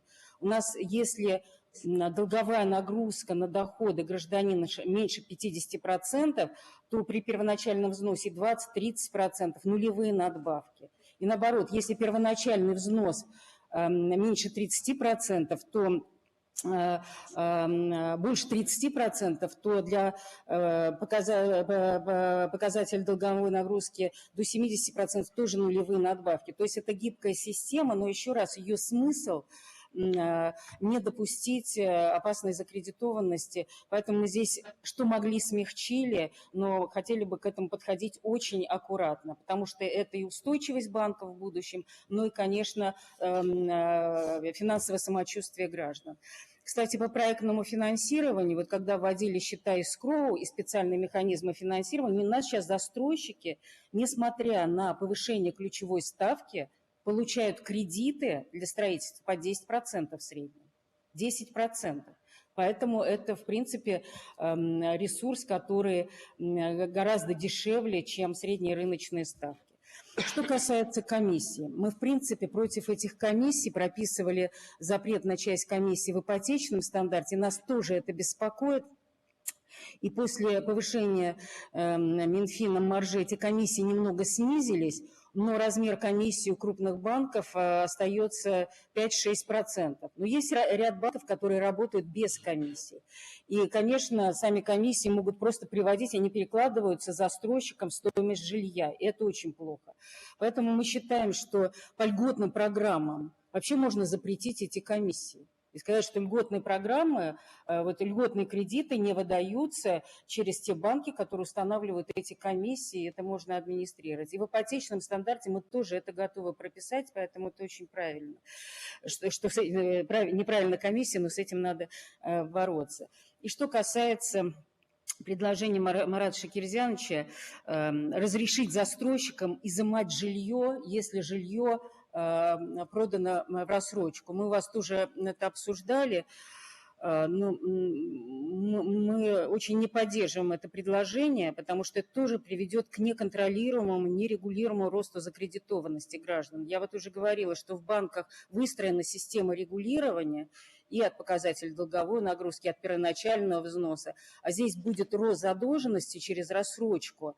Это тот же долг. И при этом еще у застройщика появится право изымать квартиру. Мне кажется, это неправильно. Я просила к этому не прибегать. Спасибо. Спасибо. Антон Германович, пожалуйста. Да, спасибо, Владимир Владимирович. Ну, многие коллеги говорили про финансы. Практически в каждом выступлении были предложения о дополнительных ресурсах. Но хочу сказать, что Российская Федерация, вклад Российской Федерации в инфраструктуру для жизни, инфраструктурное меню значителен. Хотя на самом деле, казалось, полномочия региональные и даже муниципальные. Но Российская Федерация только в текущем году в рамках нацпроекта тратит более 1 200 000 000 000 рублей. И каждый год эта сумма возрастает порядка на 200 миллиардов рублей. А с учетом того, что условия тоже меняются, в текущем году нам придется еще дополнительно увеличивать ресурс, чтобы выполнить наши обязательства перед тем, кто взял ипотеку. И эта сумма тоже не маленькая и составит еще дополнительно почти 800 миллиардов рублей. Мы только на ипотеку 2 триллиона, Владимир Владимирович, направляем на субсидирование процентных ставок, а при том при всем, что в плановый дефицит федерального бюджета 1 200 000 000. То есть на одна ипотека у нас 2 триллиона сейчас в этом году будет, а плановый дефицит у нас бюджет федерального бюджета 1 200 000 000. Ну, то есть мы выполняем все свои намеченные обязательства. Плюс к проекту «Инфраструктура для жизни» еще и кредиты субъектам даем, мы списываем кредиты. То есть на самом деле значительный, большой объем ресурсов идет на это направление. Поэтому хочу сказать, что и если говорить про ипотеку, а Минфин ответственен за ипотеку, вот семейная ипотека самая востребованная ипотека. Мы видим, что за период с начала года объем выдач увеличился на 10% по сравнению с соответствующим периодом прошлого года. Растет ипотека семейная. И слава богу, мы будем и дальше поддерживать. И я хочу сказать, что если в прошлые годы, там, в 2022 году Федерация тратила на ипотечные программы всего 200 миллиардов, в 2023 300 миллиардов, сейчас я его 2 триллиона. Ну вот, это значительный вклад в стройку и значительный вклад в улучшение жилищных условий наших людей. Теперь вопрос о субъектах Российской Федерации. Вот многие регионы предлагали, давайте на то выделим, давайте ту категорию включим дополнительно, расширим здесь. Я всегда говорю, пожалуйста, коллеги, значит, у вас есть свои бюджеты, у вас есть свои возможности финансовые, участвуйте в ваших же полномочиях. Мы значительный ресурс используем, мы помогаем, развиваем. Тоже вы точно так же со своими уровнями бюджета можете это сделать. Это первое, наше соображение. И второе, мне кажется, здесь больше нам нужно говорить об эффективности стройки, об эффективности коммунальных, значит, работы служб. Повышать производительность труда нужно. То, что мы видим, что еще до сих пор траншею копают 5 человек лопатами. Да? Мы видим, что у нас, значит, идет ремонт дорог по цене капитального ремонта. Каждый год меняют бордюры у нас. Повышать эффективность нужно тех денег, которые как раз отвечают за это субъекты Российской Федерации, муниципалитет. Вот на что нужно обращать внимание, наверное, больше. Они сейчас в условиях финансовых ограничений говорят, давай еще новые программы расширим и так далее. Поэтому есть над чем поработать в отрасли, значит, дорожной, инфраструктурной, коммунальной. И вот я бы коллег из регионов призвал бы здесь приложить тоже дополнительные усилия по, значит, наведению порядка в этих секторах. Спасибо. Спасибо. Виталий Леонидович, есть что добавить? Владимирович, ну, все в целом сказано. Я в целом хотел бы буквально несколько слов сказать, что сейчас ситуация выглядит, что, конечно, распроданность жилья на сегодняшний день, мы вышли на неплохие темпы, почти как прошлый год. Вот за последние 2 месяца на 1 800 000 квадратных метров ежемесячно мы продаем жилья. И ипотека, о которой сейчас говорили коллеги, семейная, она приносит по 200 миллиардов сейчас в стройку. Поэтому я бы, конечно, первое, что сказал, то вот просил бы, может быть, вот Эльвира Сагидовна об этом говорила. У нас проектное финансирование – это тот проект, который мы с вами в 2019 году сделали, и он сегодня очень устойчивый. 20 триллионов открыто до кредитных линий.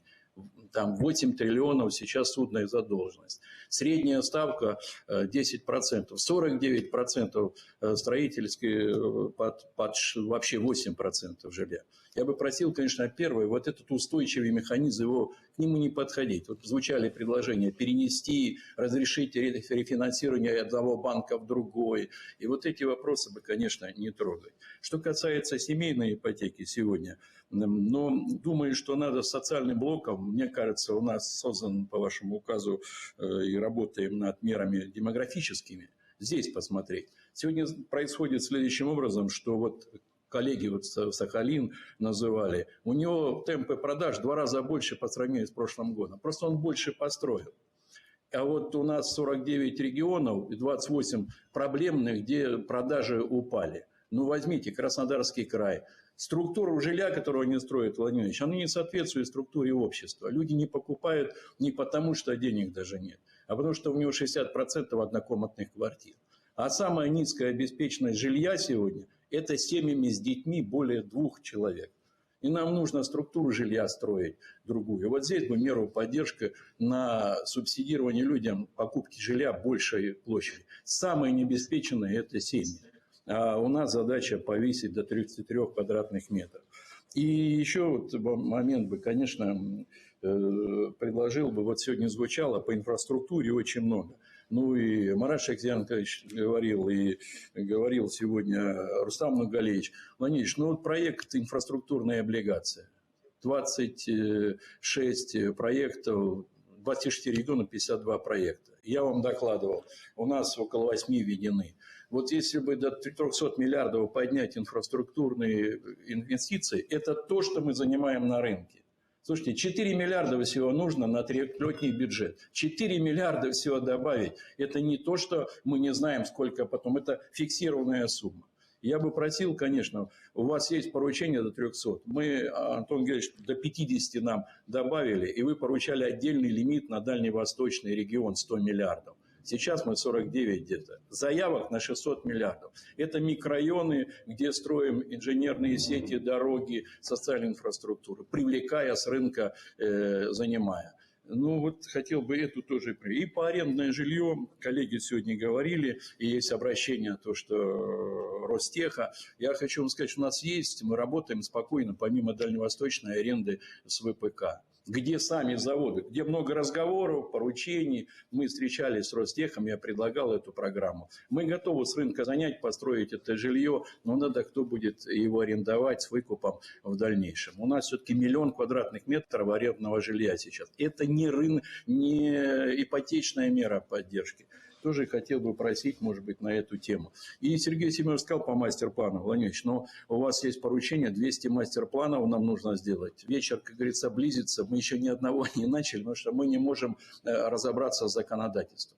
Вы на Арктическом форуме сказали, это верхнеуровневый документ, Сергей Семенович правильно сказал, который должен определить стратегию народорасселения, политический такой документ, визуализированный, который можно с людьми, а после него упрощенно уже вносить документы. Но мы не можем двинуться, потому что сегодня не можем правовую основу этого документа в граддокументации сделать. Поэтому в целом я считаю, что вот меру поддержки бы под спрос сегодня, о котором мы вначале сказали, конечно, мы за свой счет по поручению Марата Шакирьяновича, как и наблюдательного совета, мы выделили сейчас 2 миллиарда рублей, 44 региона, но всего пока субсидируем 6 миллионов квадратных метров, делаем это до 12% для того, чтобы запустить проект. Потому что есть некая угроза, что 27-28 год у нас может быть замедление, и у нас появится, так сказать, недостаток жилья. Но в целом регионы очень разные, и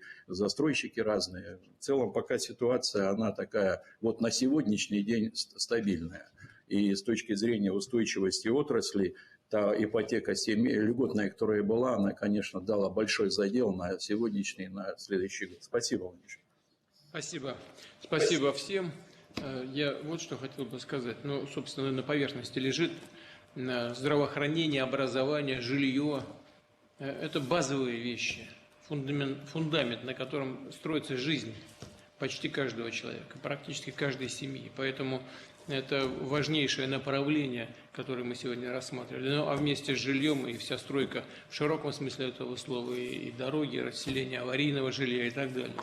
И, разумеется, вопросов здесь можно обсуждать и до утра, но очень большая работа была проделана, я вижу по этим докладам, которые вы сделали. Хочу вас, во-первых, всех за это поблагодарить. Во-вторых, вопрос, как быстро мы сможем подготовить проект поручений. Сейчас вот попросил бы, Орешкин сказать, сколько времени потребуется, чтобы доработать, Максим Станиславович. А потом надо в темпе все реализовывать, именно в темпе, потому что с улучшением макроэкономических показателей, надеюсь, так оно и будет, к этому идет, тенденция такая, вот, будут в целом меняться условия, но у нас есть хороший повод над всем комплексом вопросов поработать таким образом, чтобы максимально создать благоприятные условия для развития той отрасли, о которой мы сегодня говорили. Максим Станиславович, сколько нужно времени, чтобы проработать и с правительством, и с регионами? Я думаю, что с учетом всех согласований около месяца. Ну, давайте не позже только. Я понимаю, что это тот случай, когда время нужно, потому что вопросов поставлено много, и каждый важный, и каждый нужно проработать. С кондачка такие вещи не принимаются, это точно совершенно. Но давайте за месяц точно сделаем. И потом нужно сроки поставить по реализации всего намеченного. Я прошу, конечно, прошу и председателя правительства тогда взять тоже под свой контроль потом исполнение того, о чем мы в конце концов договорились. Спасибо. Всего хорошего.